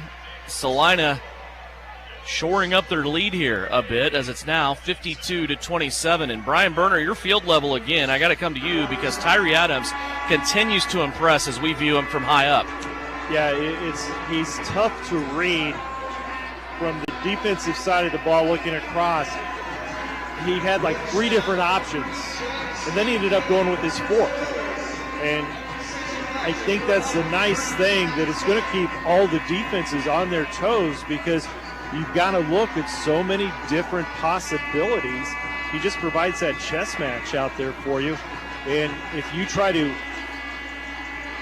kind of go one direction defensively with him, he's going to quickly adapt and go just the opposite. And it's a nice situation to be in. I don't think you can really take away, as Coach has said, what Mitch Kidd was able to do. But again, this team plays with a little bit more swagger with Adams under center. 52-27, our score. 5:01 left to play, and Jimmy Allen ready to kick it away once again for this Liberty coverage team. And again, looking to improve coverages because the last few times they've been just shredded by Jerron McGaw. McGaw's back deep in his own end zone. This is going to be a squib kick. It goes off of one of the up men, it looked like. McGaw will still get it at the 2. He'll angle now to the 5, get to the 10, and then be taken down just short of the 15-yard line. Much better kick and coverage that time by the Liberty coverage unit. Russ, as we see the defense come back out on the field, and these guys rose to the challenge here in the second half. Yeah, like you said, they really have. Kind of struggled early. Went down in the first half, and secondary didn't look like themselves. Went in at halftime.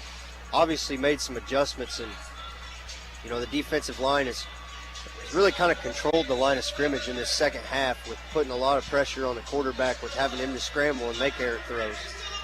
Wichita will start this drive with 4.5 minutes left to go, trailing 52-27. It's first down and 10 from their own 13-yard line. 3 receivers on the right-hand side. Murphy back to pass. Looking, he got hit a little bit by, looked like Rusty Becker got a hand on him, but Murphy got away, and he was able to scramble out towards the right-hand side for a gain of 6. Yeah, Rusty Becker asking the official, he's like, what do I got to do? I put a swim move on a guy, and they pull both arms behind my back, and one's got a hold of my jersey. So, tough play there, but, look forward. Big things coming from Rusty in the middle of that offensive line, or a defensive line, when you got a guy that size playing in the middle of the field. This is a lineup now, a defensive line, where Jake Latimer is not in there. Taylor on one end, Shaq Bradford on the other, as they surround Becker at tackle. Here's Murphy back to pass. Travis Taylor trying to get to him, but right at the last minute, he finds Jack Tomlinson, and Tomlinson takes a big hit. Coming in, lowering the boom from Bethany College was Trey Roberts. Yeah, Trey Roberts kind of lined him up right there, ready to go, and maybe wanted a little better stick, but, good enough for a first down as we approach the 3-minute mark here in the fourth quarter. 52-17, Liberty trying to close it out here against the Force and move to 2-0 on this young season. Omaha looming next week here at Tony's Pizza Event Center. First down and 10 for Wichita. Ball at midfield at the 25-yard line. Murphy spreading receivers out again. 2 on each side. They go 2 by 2. Murphy over the middle, and it's going to be right through the hands of his intended receiver. Dontre Matthews had a shot to intercept it as it squirted through the hands of Jordan Payne. Yeah, kind of had an open receiver there across the middle, just kind of led him a little too far. And, once again, you see this lineup that you just talked about, Devin, on that defensive line. I think you add a little more speed when you got these two guys on the edge rushing. Latimer, don't get me, I'm not saying he's not quick by any means, but with these two guys, they just seem to be a little different. Second down and 10. Murphy sends 2 guys in motion on the right. Here comes Naquan Thomas on the blitz. He takes Murphy down, but he can't get him all the way to the ground. Murphy spins out, now throws it to his receiver in the middle of the field, and it's incomplete.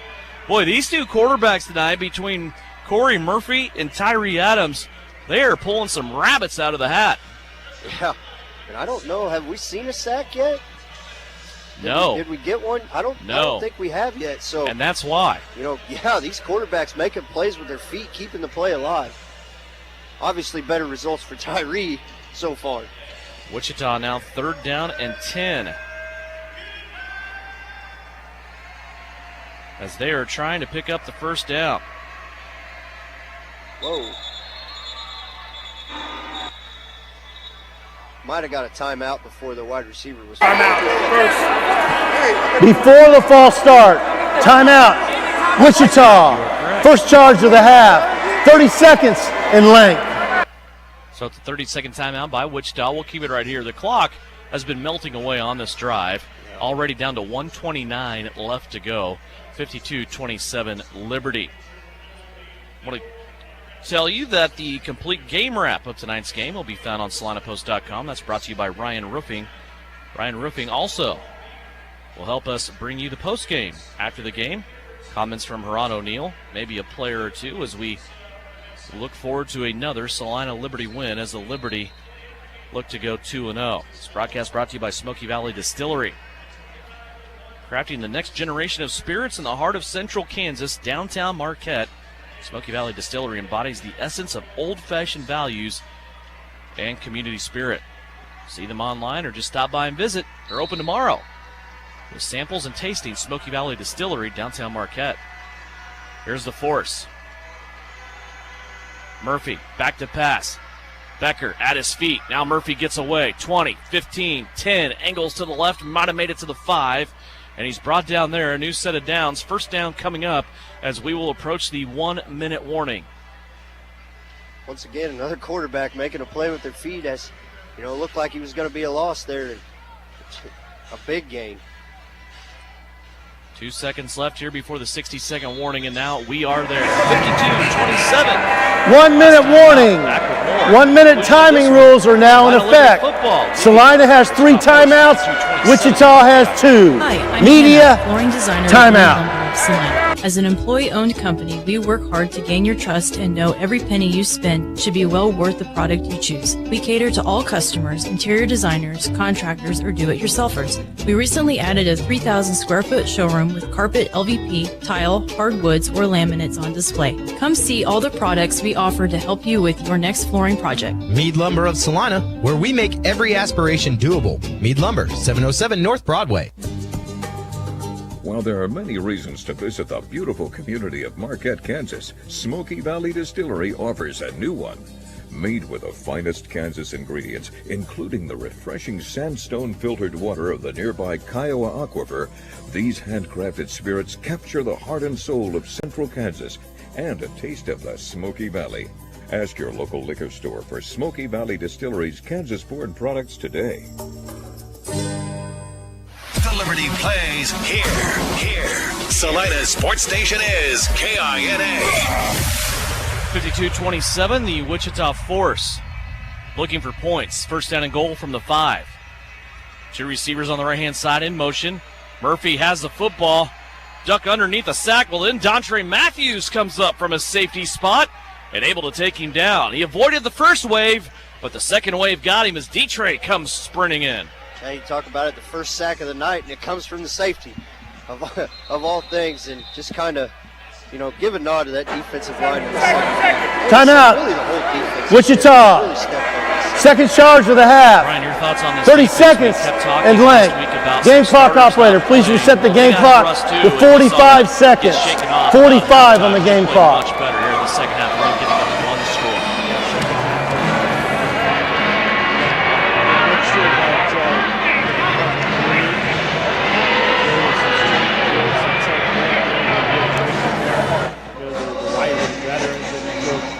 Rusty and Shaq in there. I think it's going to cause a lot of problems. It's going to keep some guys fresh as we go. Quit thinking, just play. 45 seconds remain. Wichita called a timeout. They have 1 remaining. Second down. Now back to the 7.5, almost 8-yard line. Murphy back to pass. Lolly pops it over the top to one of his offensive linemen, and he fumbles the football. It goes into the end zone where Wichita looks like they may have recovered it. But I think the official is saying it's an incomplete pass. You're going to say he never had it. It didn't look like to me that he had it. He kind of fumbled it. There, ate that popcorn before the game. Couldn't really squeeze a hold of it there, but interesting. First time we've seen that play this year. Yeah. Billy Bob, all you got to do is catch the ball. Yeah. That's right. You always have an offensive lineman that's eligible on every single play, and that was one there. Here's Murphy back to pass again. It's knocked down. Kendrick Harper again, and now a little bit of a skirmish. Travis Taylor and one of the offensive linemen from the Wichita Force going after it. Excellent play there by Kendrick Harper. With the receiver the whole way, just to jump around and get that right arm in there and knock the ball down. He's so good. We don't talk probably enough about him or Isaiah Barfield because they don't get tested. Yeah, nobody wants to go at him. They're two of the veterans of this league, not just of this team. Kendrick's played a lot of places. Isaiah, just of the Mr. Liberty, as we call him here in Salina. By the way, both Jayhawks. Thank you for that. 37 seconds left to go, but this is a 4th down and goal now from the 8 for Wichita. 3 wide receivers on the right-hand side. Murphy has the snap, wants to step up. Almost got tripped up at the line of scrimmage. There's a flag down. Becker will take him down from behind at about the 2. And a flag down. I think Travis Taylor might have gotten held again. And really, we've seen this going all night long, guys. The Wichita offensive line, they're doing a good job, but they're also getting away with a lot of holding as well. And maybe that's why I called out. Maybe that's my mistake calling out the defensive line. Maybe they've been getting held too much. Well, you can decline the penalty there if you're the Liberty and walk off the field because you held them out of the end zone. Stop him at the 2. If I recall, the ball cannot start inside the 5-yard line.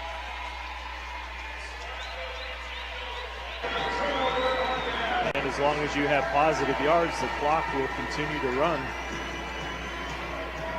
Now, guys, I'm going to test your trivia here. I'm going to test myself. But Kendrick Harper, maybe he has a little bit extra bounce in his step playing off this turf because at one time, I think he was a member of the Philadelphia Soul of the AFL. He was, and actually, if you watch K-Hop in warm-ups, he still wears that Soul T-shirt as he comes out and warms up. So now his T-shirt matches the logos here in the end zones that still remain from the team that was co-owned, I believe, between Ron Jaworski, the former Eagle and Kansas City Chief quarterback, and also John Bon Jovi. Test me on some trivia. Come on, man. Here's a pass by Tyree Adams as the Liberty's still looking to air it out here. It's batted down at the line of scrimmage. And a flag down as well. 27 seconds left. Hey, you can't get out your stance. Illegal defense. Number 10 came out of his stance. 5-yard penalty at the previous spot. Repeat, first down. Out to the 10, or it's going to be 1st and 5. Game with 27 seconds left. Just get a positive yard, one play here. Get out of this. Yes, sir. Tyree Adams still there at quarterback. To his right, he has running back Nelson Brown. There's the gift to Brown. Nope, Adams is going to. It is Brown. Adams can sprint out like he had the football. Fooled me on Cooper. That one, and that may be the last play of this game. Salina came out first half. It was interesting to say the least. They scored a touchdown to take the lead into the locker room by 1 touchdown, but then owned the second half as they are able to dispatch the Wichita Force in the first meeting of the 2021 season. Salina Liberty moved to 2-0 as they get the victory 52-27.